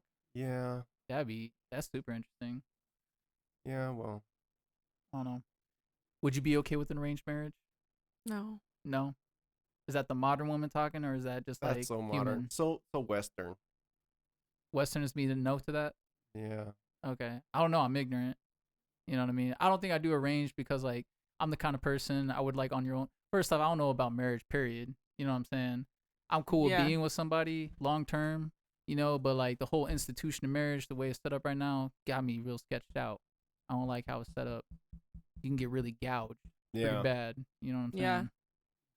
So Well, what about kids? Me? Plenty? Do I Yeah. want kids? Y- I don't want kids. Has that thought ever come through your mind? Of whether I want kids? Yeah. Yes, and I do not want kids. Dude, you are falling in line with like all the modern women. yeah, Nobody wants kids. yeah, it's Yeah, understandable. why the fuck would I want kids? Well, 8 billion. 8 billion. Yeah, there's 8 billion people out here who. You know what I'm saying? Obviously, other people want kids. Yeah, yeah, yeah, yeah. A majority of them are like what? Indian, Chinese, and what's the other one? Well, I think the poor of the country sometimes, right? Yeah, I heard like poverty also is associated with like higher population Yeah. rates and stuff. Definitely. I can see that. There's no Netflix there. Yeah. Well, then how are they having kids? No Netflix and chill. How you gonna get them over there? You just like, hey, I got a cow. Come in. When you travel to Europe, you should try using that line. See if Hey, it I got a works over cow. there. I'll just walk up to a foreign woman and be Netflix like, I got and a cow. chill. Oh, The Netflix and chill. Yeah. Oh, I thought you were talking about the cow thing. I would actually try the cow thing. Oh, geez. Yeah. So, what makes you not want to have kids? So for me personally, it's just because I don't like kids. Like, I feel like they don't bring me joy. It wouldn't bring me joy to have kids. I feel like a lot of people have kids for the wrong reasons too. Like, a lot of people also get married for the wrong reasons too. Mhm. I think a lot of people like stay in relationships and get married, even if they're not completely happy, just so they don't have to be alone. And I Mhm. feel like people have kids also so they don't have to be alone, or because everyone else is having kids and they feel like that's just what you do, Yeah. without really like truly thinking about, do I want a child? Would it bring me joy to bring a child into this world? Like, so I don't know. I just feel like it's pretty simple for me. Like, it just wouldn't Mhm. bring me joy. So why bring another life into this world if it's just for the sake of So like, do you have friends your age that are doing that whole like, oh, I can't wait until he asks me to marry him, and I can't wait to start a family? Is that still a thing with 24-year-olds? yeah, I have I have a couple of friends who are like in their long-term relationships where like I know they do want to get married and have kids at some point. Mhm. Yeah. Like, actually, most of my friends still want to do that. Same. I'm 30. They already did it. So, Yeah, I totally get it. Yeah. yeah. But I just want to be like the cool aunt, you know? Cool aunt. Oh, Yeah. she's so cool. She's so laid back. It's almost like she has no responsibility, aside from taking care of herself. It's so easy being that, like, because I'm an uncle, and I don't know. I'm pretty sure my nephew thinks I'm fucking whack. That's okay, though. But he also thinks I'm cool, which is cool. And I think, though, and I try to remind him, too, like, when he, like, be interacting with me as if, like I'm not capable of, because you know how kids are, like when they're like having a tough time with their parents or something like that, they're just kind of like trying to find someone to talk to, and then oftentimes they'll be like the aunt or the uncle, And if you're the cool aunt or uncle who ain't got no worries about like children and stuff, it's easy for you to like talk to them like all cool and laid back. But when you're the parent and you're the one that's like having to deal with all the stress and the responsibility, it's harder to Oh, like. absolutely. I know all about that. Yeah, it's rough, right? Yeah, It's a yeah. tough The time. the aunt and the uncle is always the one taking them to, the zoo or Disneyland and doing fun things with them, and then I'm the one like, up, go make your bed. Yeah, exactly. Yeah. Yeah, Go do your homework. exactly. Yeah. I don't want to do that. Yeah. Yeah. Yeah, it's hard. Yeah. It's really hard. Yeah. It is. And then like you only have one shot at it. You Yeah. know? Like Yeah. I sit here sometimes, I'm like, man, I should have done this, I should have done that, Why is he like this? He's so shy because maybe I was too strict or like Just being neurotic. Yeah. If you're a caring parent, that is. Yeah. You know what I'm saying? Being neurotic, mm-hmm. which is understandable because Yeah. like you're dealing with another human being, Mm-hmm. and they're probably not gonna like you once they hit their teen years and stuff because that's just the way it is. Yeah. You know. But then when they they finally have their own kids or whatnot, they're like, oh God, I get it. love my dad. Yeah. Yeah. Yeah. How did he do it? Dude, Vu's parents be like, I be waking up and just seeing a couple old Vietnamese people on the sidewalk like pulling out weeds and everything. You know what Aw. I'm saying? At 70, he They said that's what love parents it. do. That's why I leave my weeds for them. See, I respect that because I was like, if I was a parent, I don't think I'd do that. I'd be like, you're a 50-year-old man. This is your yard. You can pull your weeds. If anything, you should come pull my weeds. You know what I'm saying? Oh, I wouldn't take that away from them. That's their joy. They love nature. They love gardening. How about your parents? Do they do anything like that? My Are they, mom like- likes hiking. My dad does a lot of gardening. Okay. They have hobbies. They have If hobbies. that's what you're getting at. See? What? Yeah. What, They what have do you mean? independent See? thought. Always treat I them never like said robots. they weren't independent. All right. Well, what? Something you said something about moving to Portland, like to avoid the hate. Did you experience some of that? Like recently, the last couple of years, that Asian hate was pretty big. Not personally, but like I say, I would want to move to Portland as opposed to moving to like Indiana or like Georgia, Right. where like you show up and you're like the only Asian person there, and you're the only like Asian person who looks gay there. Like that would be not double Yeah, whammy. Yeah. exactly. Yeah. No, but you know what? Something pulls me personally to places like that because they have such a narrow view of what an Asian person is sometimes that I want to expand their view. Like, dude, this guy's just as redneck as me. You I'm know what not I mean? confrontational like that. Wait, are you saying I'm confrontational? Like I mean, not like in an aggressive way, but just like the fact that you would want to go and like prove someone wrong. Like I feel like that's a form of like Well, willingness to It's not really proving them confront, wrong. It's just but it like is. expanding their mind. Against their will. How is that against their will? I mean, they were just minding their own business, and you're like, hey. I'm not like the others. Yes, I drive a truck too. What? Just because I'm Vietnamese doesn't mean I don't like trucks. You're looking around for my Lexus? Yeah. That's parked in the garage. But I drove my truck today. Yeah. I don't think it's the truck. It's that it's an F-150.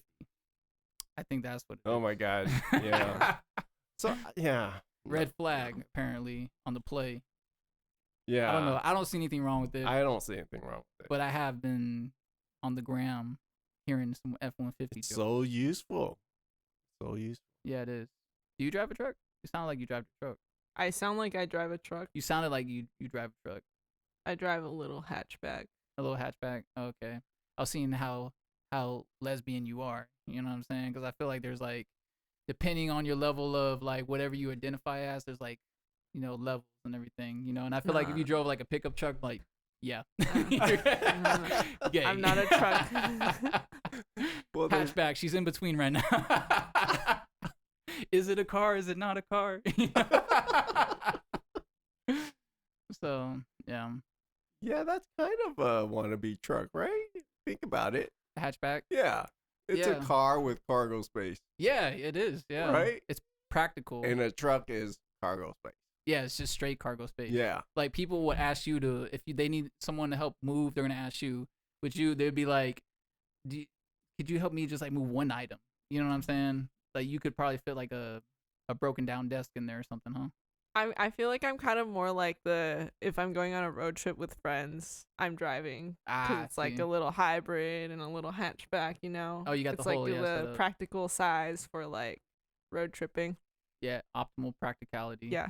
So you actually work from home then?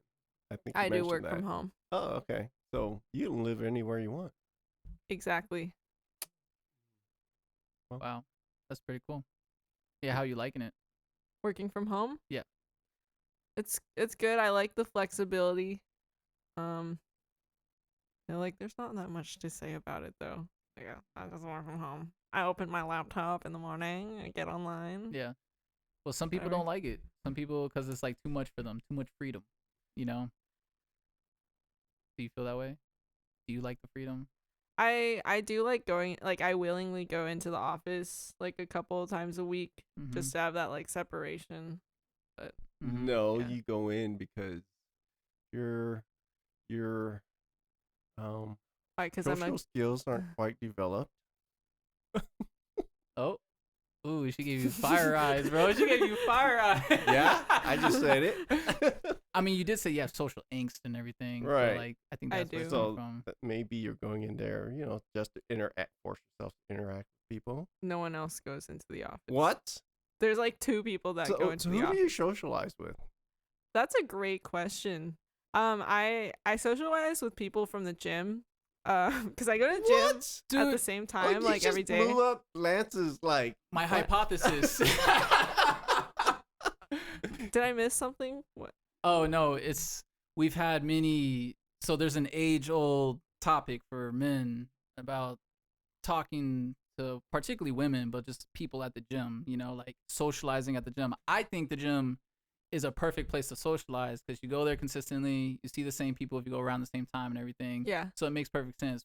But my experience of actually trying to execute that it's massive failure, And there's been a couple times where one time I may have come across, I was about to become the gym racist. Another time I was about to become the gym creep. And I told too many lines where I was like, you know what? I give up. So you're blowing up my hypothesis as someone who actually socializes at the gym. Okay, I feel like, I mean, I do not mean this in like a mean way. Oh, here we go. You just go ahead, lay it out. I feel like from my like 30 minutes of knowing you as like the podcast person, like you have the capacity to be very chatty. Mm-hmm. So maybe you're like the guy who talks too much. Oh, that I'm okay with. You won't let me finish a set. Oh. Am I not letting you talk enough, by the way? Is that how you feeling? That's not what I'm saying. Okay, just making sure. But I feel like at the gym, usually it's like, you go in, you're like, hey, what's up? And like, it's very short and it's just that like ain't socializing. No, you start that way and you do that like a bunch of times and then like slowly over time, it's like you build that relationship where you're like, okay, yeah, now we talk about our weekends and like our dating life and stuff. But it's like a slow process. If you like just like jump in, which I don't even know what you actually do. So like maybe I should just stop talking. But no, it's all good. No. I'm sure this has happened once or twice. I'll admit there has been a couple times, but I'm self-aware. I'm like, all right, I definitely talk a lot. You know what I'm saying? But there's been plenty of times I feel like I was trying to be your dreams. Chill. Yeah, I be talking in my sleep too. Nah. I mean, yeah, I definitely am chatty nowadays. It's funny because growing up I was very quiet. I don't really talk much and everything. So, but now I've liberated my mind. Watch after what was the 6 change? months, she's gonna be super chatty. Oh, what was the change? I think it really started sometime after the Navy, probably after I finally moved out of my parents' place and I was like living on my own again. I feel like I was just reaching this point in my life because I have no problem with being alone. Like I've virtually not really been in like a long-term relationship ever in my life. You know what I'm saying? Is it no problem with being alone or commitment issues?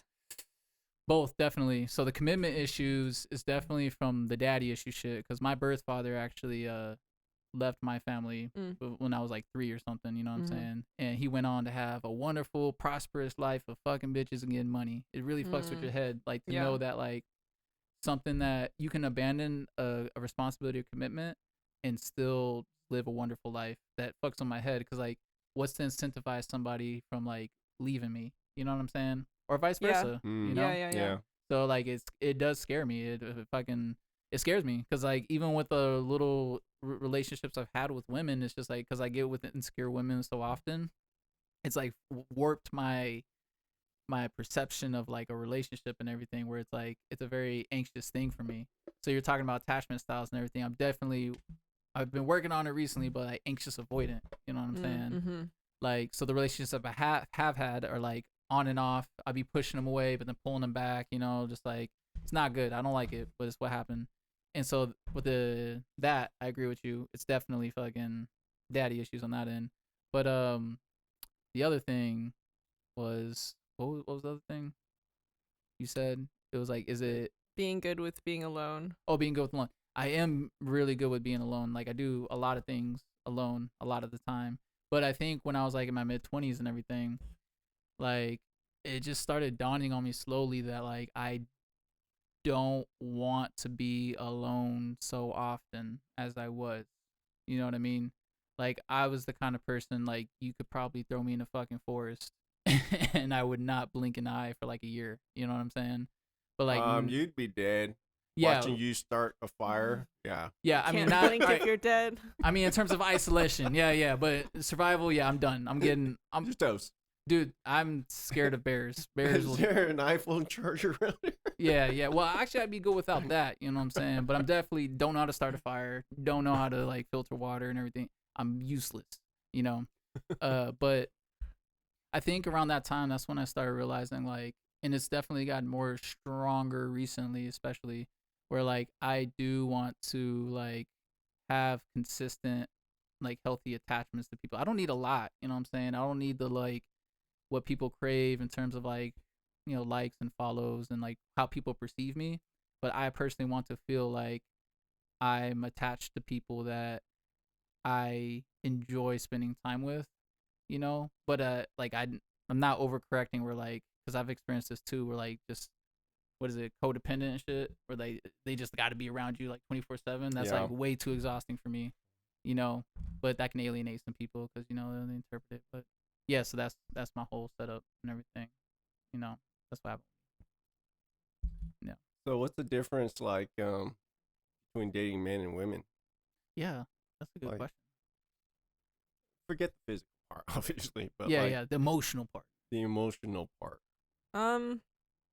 I feel like the biggest thing is that, like, I feel like with women, like, I feel like with my past relationships with men, there were like so many little things where I'd have to like ask them to do it, or like there'd have to be a whole conversation about like communicating about certain things. But with women, it kind of just feels like, oh, you already get it. Like, I don't have to ask you. You've already done it before it came to my mind. Like, stuff like that. Yeah. I get what you're saying. I feel like it would be the same if like two gay men got together. They would just know what's up.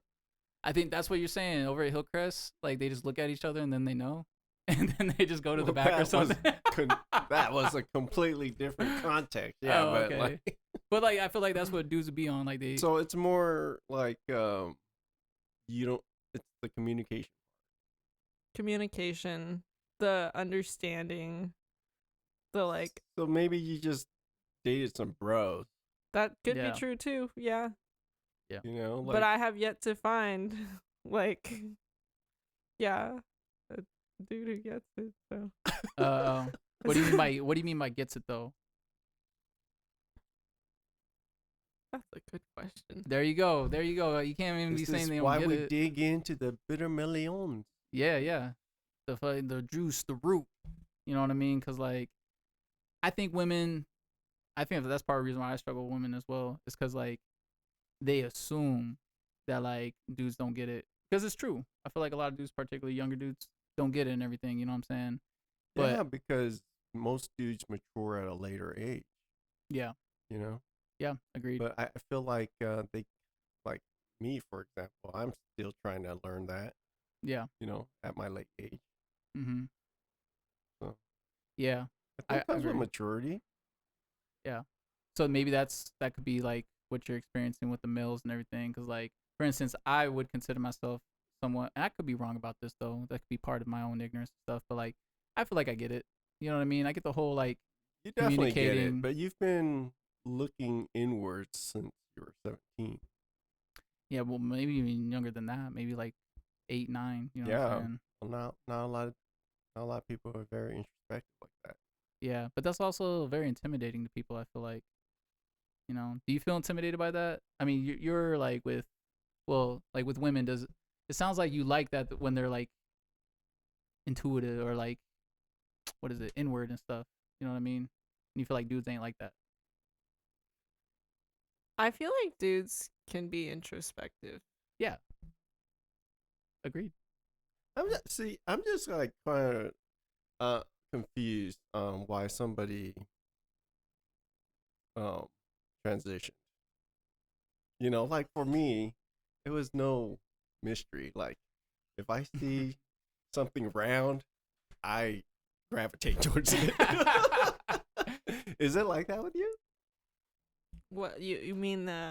You mean tits and ass? Yeah. Is that what you're getting at? Yeah. Yeah. Genitalia. There you go. See, Yeah. it's a huge physical aspect. Yeah, but was You it know? like gradual or was it sudden? I feel like it was like looking back at my childhood, I'm like, yeah, I was gay. But at the time, I was like, I don't know. I don't know why it feels inappropriate to look at her boobs. Oh, like, really? You know? See, Okay. so we just helped you. Now there's no doubt. Yeah. You're full blown. Yeah, yeah. So I get it though. Totally, just like the other guys, I get it. Because the mental part of it is just almost like preference, but like the physical part is almost primal. Yeah. You know what I mean? Like you could be attracted to some girl that was just totally didn't what's the word? You know, like just about her own feelings and stuff like that. You know, not giving a care in the world about you, but like you can't choose whether or not like your primal instincts, you know, when you look at a pair of boobs. Yeah, yeah, You know? yeah. You I can't totally- choose that, I feel like. Yeah, I mean, yeah, I feel that way too. How do you feel about it? About not being able to choose, like, Yeah, what you're, like, physically attracted to? Yeah. yeah, because that's a topic Yeah. of hot debate. I feel like. Yeah. I Like- agree. How would you convince yourself? No, I don't like that. Yes, I do. No, I don't. Yes, Yeah. I do. Yeah, yeah, yeah. Maybe it's one of those things you just gotta try and then you'll know. Yeah. But I don't know. I don't think I'm willing to suck a dick. I don't think I'm doing it. I don't know. I don't want to find out, to be honest. Is it just me? I feel like I'm in a boat now where I'm like, am I attracted to men? And then I'm like, yeah, I should try dating some guys to find out. And then I'm like, but I don't want to date the guys. That's gross. I'll do it later. So then Yeah. I'm like, maybe I'm just gay. Mm-hmm, Like, if I'm already having this thought process of like being reluctant to like, I'm glad we could have been of service. yeah. Well, I mean, yeah, I totally get it. Yeah, you're just exploring, you're learning, you know what I'm saying? You'll find out. It'll be certain sooner or later. You know what I'm saying? If it isn't right now. Who So- knows? Does your brother know? yeah, Was he like, I already Close knew all friends? along? yeah. Well, there you go. Ain't nothing to worry about. Well, I'm glad to hear that you have like a support system and everything. Cause like I got like an aunt, boy, woo, she's gay. You know, like she's like the manliest woman or manliest person I've ever met. She just like straight like got the whole butch. She got like the last time I saw her, she had like a vape that looked like a heat seek missile or whatever. You know what I'm saying? She's like, "What's up, bro?" You know what I mean? I was like, "Golly, you really leaned into it." You know, so but unfortunately, I don't think she had like as strong of a support system as you know. It sounds like you do. Yeah. Like, I think I'm definitely also lucky that I'm like a Zoomer. So I just like it, I feel like it's like kind of normal and like accepted to like be gay. Like, no one's like weird. About Right, it. your It's just, like, peers. Yeah. But like And you're in San Diego. Your parents, they'll definitely have a Oh yeah, tougher time. but yeah, Yeah. How you feel about that? Like, is that why you're this putting is it the off? second time you've asked about this. I'm really Because you give like very like short 3-word answers.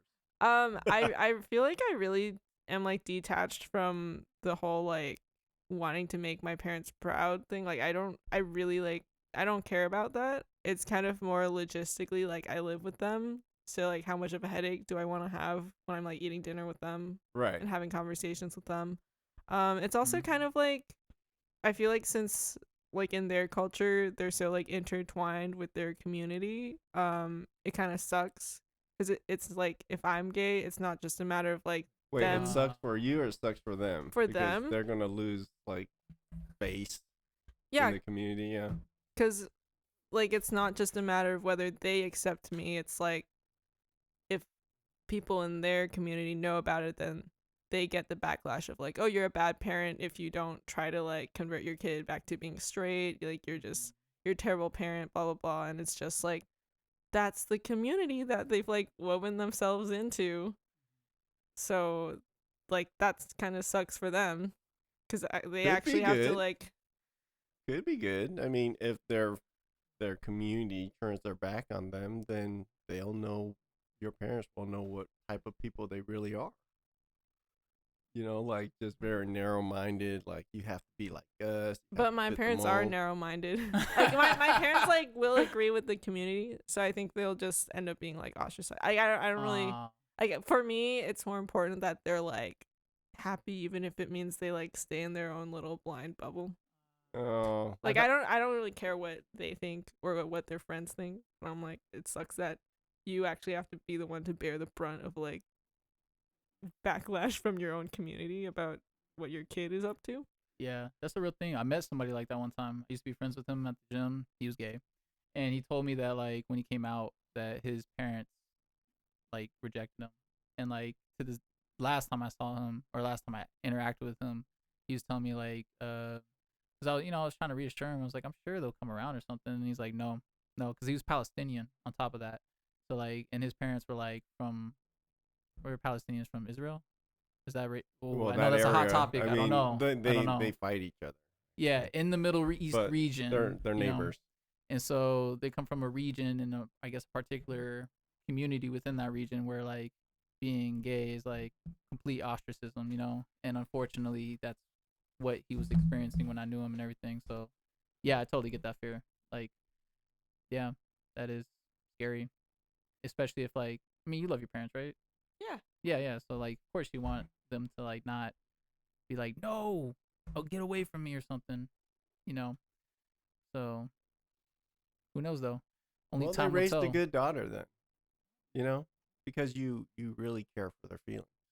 Yeah. And I think if you somehow can communicate that to them, that, my choice, I know though it affects you, like the love for you has remained unchanged, something like that. I, I hope they open their minds. Yeah. Yeah. And they will. I think they will. Yeah. Does that potentially make you bitter? Like what makes you bitter? What makes me bitter? Yeah. Could it be that? Could it be something else? Am I bitter? Am I a bitter person? I don't know. We don't know. You tell us. Define bitter. I don't think I really have like bitterness towards other people. Oh my God. What? I am so bitter. You're bitter? Oh God, yes. Bitter Melon. He was the one who came up with Bitter about Melon. the system, the political system, the capital system. Yeah. Like Fuck the system. the I'm bitter about the system too. like race, identity, gender, whatever. Okay. Bitter. Just anything. What are you bitter? Yeah, I'm bitter about those things too. I was thinking more in terms of like immediate like people around me. Yeah. It could be anything. I mean, it could be something as big as the system or something as small as a moment. If you feel like there's anything that comes to mind that makes you feel like just what would bitterness be? Like resentment? How would And you feel then about bitterness? easiness, like a sense of like having no control or no input into something that I have to, live with, or something like that. Yeah. Like I think a classic example would be in a dead end marriage or something. You know what I'm saying? That would be like the embodiment of the most classic example of bitterness. Like you're in a situation like Boo was saying, you feel little So to no control and little to no the joy. the way you asked her what she was bitter about, I thought you asked her if she was bitter about being. No. My bad. Is that how you Oh perceived it? no. Oh, okay. Oh, okay. I thought it meant like the situation about like having to conceal your what you believe to be something that aligns with your true identity from someone as close to you as your parents. I don't think she cares. That's fine. That's I don't- fine. yeah. I was just explaining what I meant by it. Well, I mean, Yeah. just the environment around you. Is there anything that bugs you? I mean, yeah, the system sucks. I don't like that I have to do my actuarial work to like Tell me about it. To make a living? to make a living, but like that's just how it is. I don't know. I think I kind of have a defeatist mentality towards a lot of like societal things. So a lot of me is just kind of like, well, that fucking sucks. I don't want to think about it. Like what is it gonna do for me if I think about it? Like I guess like politically speaking, I could go like donate to the causes that I care about and stuff. But like thinking about it a lot, talking about it a lot. Are you the kind of person that likes talking about the things that potentially make him bitter? Are you the kind of person that tries to just like ignore it and move like water or something? Or does it depend? I think I like talking about things that make people who they are. I don't think I like particularly care if it's about like bitterness or not. Okay. Why are you fixated on bitterness? Well, first off, hello, Bitter Melon podcast. Yeah. But why? Yeah, so why Bitter Melon? Why Bitter Melon? Oh, Boo, you got this. Well, I always forget the explanation behind the Bitter Melon analogy. Well, I mean, the whole premise of the podcast was because like everybody has a story. Everybody, feels like I want to get my voice out there. There's something I'm frustrated about, but I can't tell this person, I can't tell that person, and I don't know if it's even right to talk to people about it. But like, yeah, I'm a little angry, but not really. Frustrated is more the word. It's just like I think whatever drives that frustration is like, and you can't control it. That's kind of like a piece of their inner Mm-hmm. I'm sure I'm not explaining it too well. No, I get what you're saying. You get it though? Vu is cynical, and he believes that everybody's bitter about something at some level. And I think I'm more optimistic. Where Okay, then we can flip it around. What are you passionate about? What am I passionate about?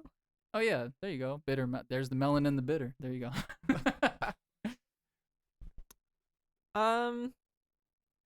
Like maybe this is very Zoomer of me, but like I don't know, individuality, like doing things not because society like expects it of you or because it's like the norm, but because you actually thought about it and like decided that's what you want to do. Like going back to the marriage thing, I have nothing against people who want to get married and have kids, as long as you've thought about it and like really decided that's what you want to do, and you're not just doing it because, well, that's what everyone does. Yeah. So stuff like that. Sounds real general, nothing specific. Bowling, Nothing specific. bowling, lawn darts, Bowling, rolling rocks. I mean, like I do powerlifting training. Oh, okay. I've been doing that since like 18 or 19. Yeah. So like I mean, I like that because I feel like in a way it's kind of like also challenging society's like expectations of women, and also like I don't know, I just get a power trip from lifting heavy weights Yeah. and like looking good and stuff. But yeah. I was curious about that. Like I remember you started that, because you were dating a guy who used to work out a lot. Yeah. And then I ran into you again. I gave you a hug. I was like, God damn, your shoulder's like rock hard. And then you said, like, yeah, I just never stopped. Yeah. But, like, I didn't know you enjoyed it, or if it was like, well, I'm kind of already doing this, and I'm just going to continue doing it, you know? Is there an end goal or anything? It used to be to do like a powerlifting meet. Mm. Right now I feel like I kind of do it as a thing of like, this is something that I consistently do for myself. Like as opposed to work, which I don't. Mhm. Also because with my work I take these like terrible exams that just like eat up my life, and like Oof. it's kind of like you work full time and then you study like 20 hours a week on top of that. What the? What? And so it's work? really, yeah, so it's really like Ugh. you wake up in the I wake up in the morning, I work out. During my lunch break I decide if I want to like eat lunch or study during lunch, and then eat while I work, and then after work I study, and then I go to bed. That's like what exam season is like, which is like 8 months out of the year. Really fucks with my social life. So like that sucks. So I, like working out and like doing powerlifting training is kind of my way of being like, no, I set aside time to do this for myself. That's also why I mainly make friends at the gym, because that's kind of like the main thing that I do that's not like work related that I can do consistently. Oh yeah, so I guess I am bitter about that. Gotcha. Welcome to the Bitter Melon podcast. Yeah. Okay. Yeah. Gotcha. We're Cue the flipping it music. back. This is a bitter podcast. No, what? But why are you studying 8 months out of the year? This is part. So it's I have to do this until I get my credential. So there's like 10 exams. Okay. Got 4 left. Each exam is like 400 hours of study time to pass on average. Right. They happen once or twice a year. Like they host them once or twice a year, so that's like your opportunity to take the test. And so they're in stages. I have right? Are they in stages? Like there's level 10 1, different exams. Yeah. So 10 levels. Yeah. Okay. Okay. So you'll be fully certified at level 10. Right? Sure. Yeah. So I have. No, because I remember talking to a coworker about this, and they're like, every time I passed an exam, they up my pay. Yes. Yeah. That's kind of cool.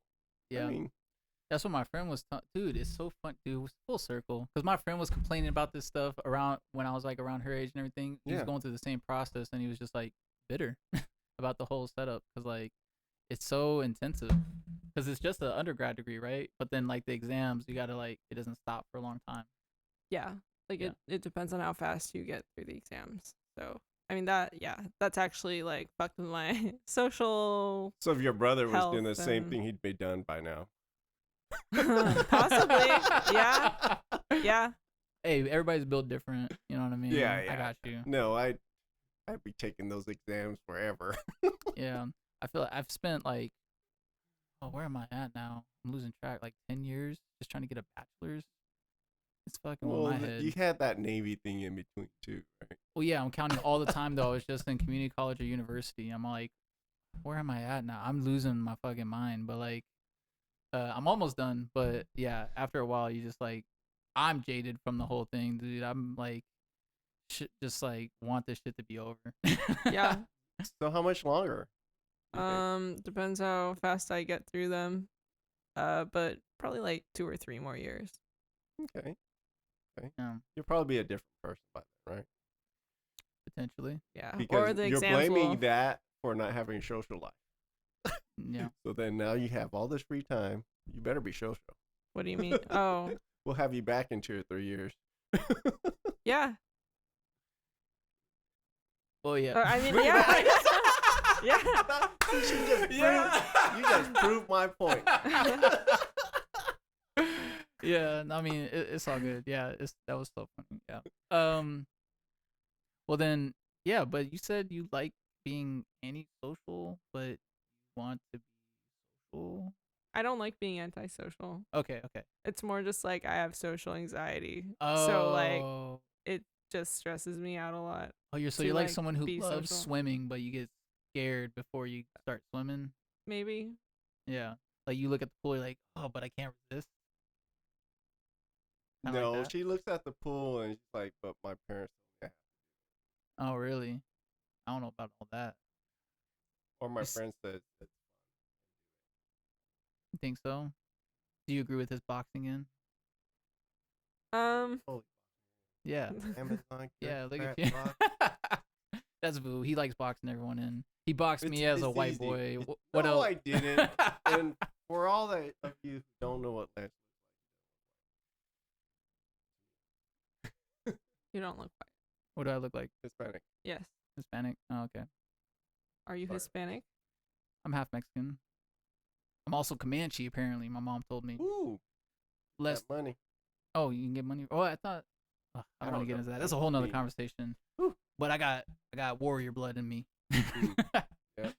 So, but yeah. Nah. I'm just like, it's funny because it's funny you say that because my birth father's white, yet I'll claim the white heritage. Is that fucked up? Because I feel like I don't even speak the language. you don't Wait, really. You I don't just- know. You you identify are- as white? No, I do identify he as white. identifies as No, I identify as white. what? When did that change? No, just for simplicity's sake, I just feel like, because I feel like a poser if I'm like a Mexican, you know what I'm saying? Because I don't, not that all Mexicans speak Spanish and everything, you know, but like I don't do anything like aligned with Mexican culture per se, you know what I'm saying? I appreciate Mexican culture. I love the Spanish language and stuff. I'm still trying to like consistently practice to get good at it. But like I can't say that like I got like one Mexican friend, you know what I'm saying? Like who actually like fucks with Mexican culture and everything. I just feel wrong. But I mean, I also have a hard time identifying white culture because like I don't really do many white culture things necessarily, whatever that might be considered. You know, like I don't know, Make a hell of Fish. mac and cheese, bro. mac and cheese. Is that a white thing? That's a My white mom thing. never made it Is for it? me. What? Yeah. I thought black culture also made great mac oh and yeah, cheese. yeah. Yeah. You know, so Well, like, let's hop off of you, man. We talked enough about I'm sorry. I don't mean to. Did I? I'm so sorry. I didn't mean to be like that. you. You know I'm what I not mean? being mean, No. but I feel like Evelyn has a lot more to say. She's just like, we gotta break her down somehow. She's pretty open, I feel like, you know, and it's especially impressive considering that like you got social angst and everything, you know what I'm saying? Anxiety. Yeah. So I don't know, what's your No, but when you say anxiety, like, what are the So I feel like you saw me in my more socially anxious state, like, you know, when I was like working at the grillery. But like before that, oh fuck. Okay. okay? Um, Keep going. I fucking told you, dude. Okay, keep going. Okay. When I was, you saw me in my more socially anxious state when I was working with you. But like, like before that, I was a lot worse. Like I think there's like a time in my life, like in high school and my teens, where I like literally couldn't like make eye contact with anyone or like just like speak. And like I just felt like I was being watched at all times. Like the way I breathed, sat, like anything about myself, like I just like hated. Did it bring any like, Um, physical uncomfortableness?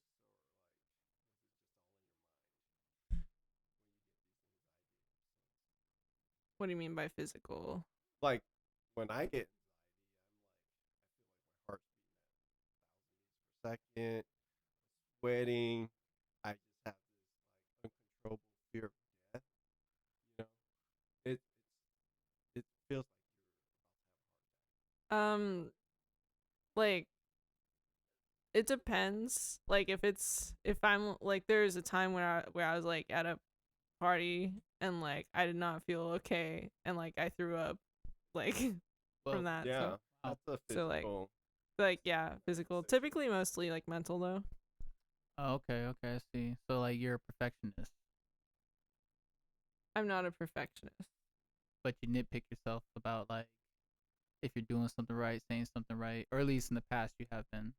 You know, like you're worried how others perceive you. Yeah. So you're trying to match some sort of idea they have of you to reduce the amount of like discomfort they may experience from your presence. No, I just didn't want to be perceived at all. So I think Perceived I at just all. made myself like small and like didn't. Want to be perceived at all. Well, do you feel like because if they did perceive you, like something would happen, or like what do you feel like made They would be you feel that way? disappointed about the real. Yeah, I guess just like Um, why do you feel like you felt that way? I just felt like yeah, just I would be judged. Hmm. Why were you worried about being judged? Don't mind me asking. Um, because I cared about being judged. what, I what mean, like what I mean, I think it just goes back to like my like experience of having my cousin like live with us and like mm, her own insecurities like being projected onto us that and like motherfucker, dude. yeah. Are you seeing a therapist? Why'd you use that word projected? I've only learned that word.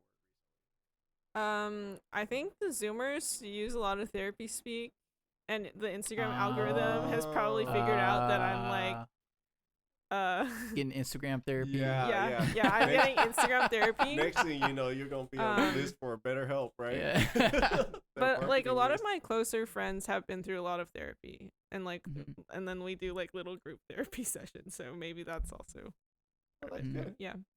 That's how they do it What? Yeah. Get one little friend who goes to therapy and then Oh, brings come- the healthy coping mechanisms back to the friend group. nowadays. So Chinese Bring it of back. you. Yeah. That's so Chinese of her.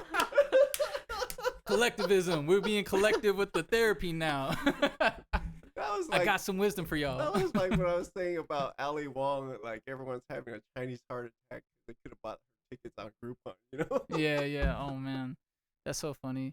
Well, shoot. I mean, at least y'all are doing that. You know what I'm saying? I was just intrigued because I feel like I too experienced like similar mindset growing up and everything. Where I even now I don't really like attention and stuff like that. You know what I'm saying? Which is part of the reason why I'm against like us ever recording ourselves. You know what I'm saying? Because I would like to not be known. My Instagram, like I look like a serial killer because like it's just like almost 100 followers and like a bunch of goofy pictures of me. You know what I'm saying? And I haven't posted in like 6 months. You know, just that kind of like lifestyle. And I think that just like stems from something you were talking about. And I just found that interesting to see like your reasoning behind why you feel that way. Because I'm sure it's different for everybody. So How's your Instagram? It's just a personal account. It's on private. I have my like yeah, I don't know. I just have like people I personally know on it. yeah, So you don't live and die. No. yeah, it's rare. It's a rare thing. I respect it. Someone's once told me that my Instagram is wholesome. I'm like, okay, Wholesome. cool. That means they I think you're think that autistic. just means As I've found out, people Really? yeah, people would be like saying stuff like that to me, and then I found out later that like, are you on the spectrum? You know, not to say you are. You know. I actually think I am like somewhere on the spectrum. Oh, you think so? Not to the extent Aren't of we being all? diagnosed. Yeah, probably. Yeah. I'm not. I refuse to believe it. Yeah. Not to have anything against it. Red flag. You know, red flag. Yeah, that is a red flag. Oh, it's a red flag The because mustache, y'all are gonna be y'all are gonna be out here like, Mhm. oh, I'm gonna be on some spectrum and blah blah, and I'm just being out here being honest with myself, being like, nah, you know, like I'm not on any spectrum like that. I think I'm, if anything, I might be more on like the ditzy spectrum. Well, so now you don't have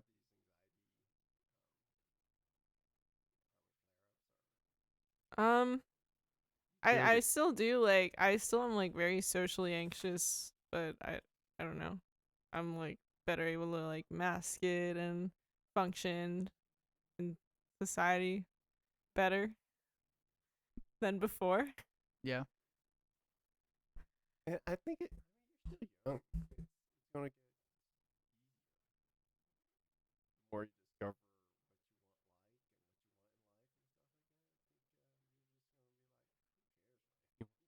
Yeah, that's usually how it goes. I mean, Yeah. yeah, I think you're on that path. You're gonna get to that point, and you're finally gonna be like, whatever. Just gonna let it all hang. You know what I'm saying? Let it all loose. Yeah, because when I first met you, To me, it was very quiet girl, very proper. You could tell that you were lacking real personality, Damn. But then I felt like there was something underneath that because, like, she would listen to J. Cole, like. Oh, Ooh, are you? J. I know, right? I was about to say, Cole. oh, J. Cole. That means you have a personality. No, because it was just so different from like this nerd, right? Like up to that point, the only job you had was like a librarian or something, where you didn't have to talk to anyone. Actually, I was a math tutor. Oh, okay. Yeah. Well, what's the difference? Hey, I was a math tutor too. Not just because you're a tutor don't mean necessarily that's the setup. You know what I'm saying? So, yeah. In defense, so you were also you did the J. Cole thing with the math tutor thing. Just just be honest. You know what I'm saying?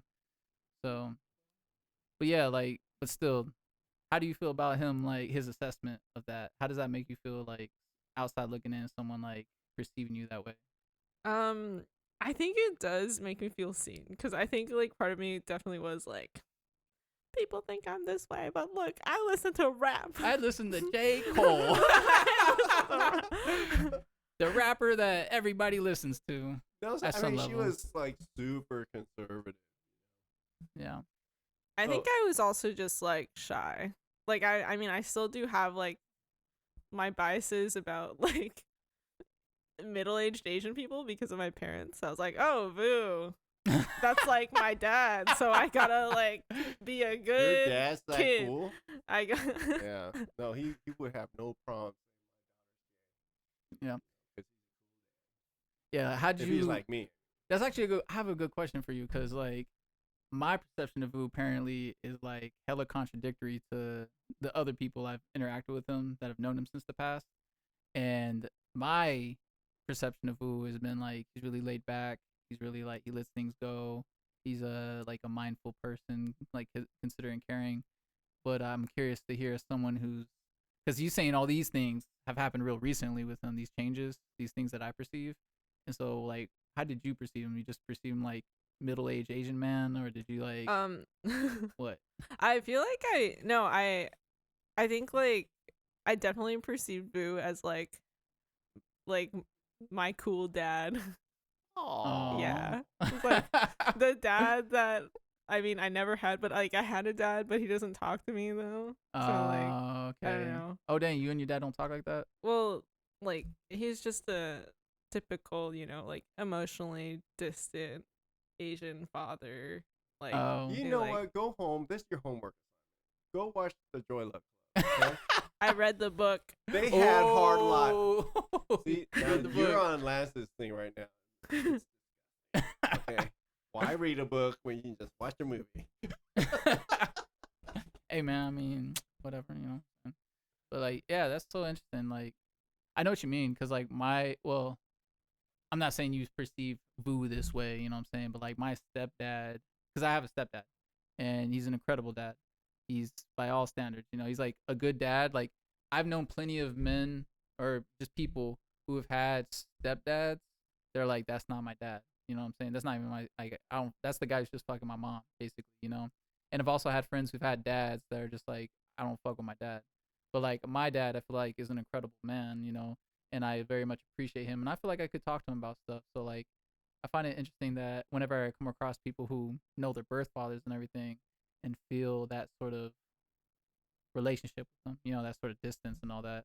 And do you think it's like your guys' clashing personalities or something, or do you think it's just more like that's just how he is? You know what I'm saying? He just like. I think that's just how he is. Like he's kind of more spacey. Like I feel like my dad could be on the spectrum too. Yeah. Because he just like is kind of spaced out and not there a lot of the time. Yeah. That's difficult. Yeah. That's kind of like Yeah. he's emotionally not available, Uh, and that's the only time I've Oh. Oh. Oh. Yeah. So that's Yeah. Do you guys think that's like because I've heard that stereotype, like the emotionally distant Asian parents. Is that like a thing, or is that just like something funny people be saying or something. No, I think the majority, especially parents around my parents' age in their 70s, are very much like that, and it's very refreshing when I see an older person with a really good relationship. Yeah. It's super refreshing. Yeah, yeah, yeah. You So breaking stereotypes. yeah, you know, Georgia. Tyler, how do you feel about F-150. your dad? You think he's emotionally distant Asian? They can't hear him. He's not on a mic. I know, but they're gonna hear my reaction. He's there. Aw. He's there. Okay. Okay, that's Aw. good. There you go, Vu. Breaking stereotypes. One Right. stepchild at a time. Right. Yeah. One and done. One Thank and you. done, yeah. Not collecting anymore. Yeah. Yeah. Would you ever do the step parent thing? What do you mean? Like, would you ever date somebody with kids, even though you don't want kids yourself?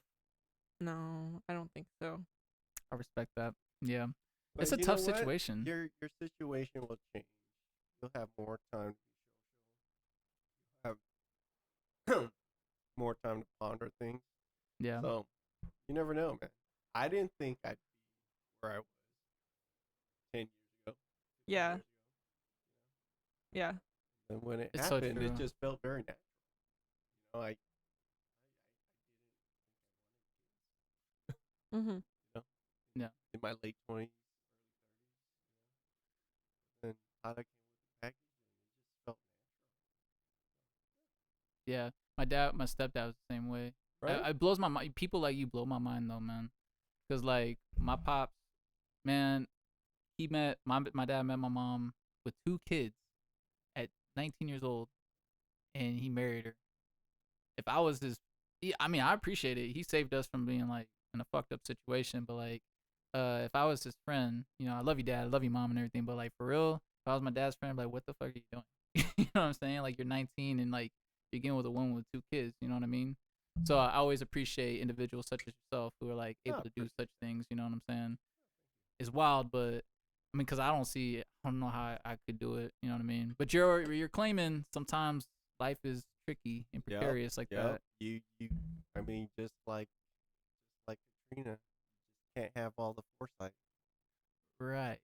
Yeah. Yeah, yeah. But yeah. Well, you got somewhere to be? Anything? Yes. Yeah. Yeah. Okay. Yeah, Alright, you look perfect. anxious. Yeah, you're like, when is this going to end? I was like trying to figure out, does she need a pee or? No, it's all good. Yeah, yeah. Well, I guess we could just wrap it up right here like that. You know what I'm saying? A little bow and tie. So we did eventually find out what you were bitter about. At least Those something. goddamn tests. Yeah. Yeah. You are stuck in that rat race. I am stuck in the rat race. Yeah. I feel you. Take that We- race up to Portland. Yeah. We all are at some level, right? Yep. Well. Yep. All right, then. Guess that's a wrap.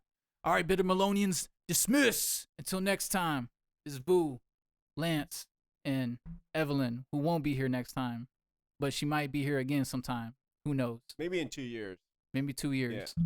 And we'll get the update. What happened? when she doesn't have to study so Yeah, yeah, yeah. All right, then. Adios. much. Oh.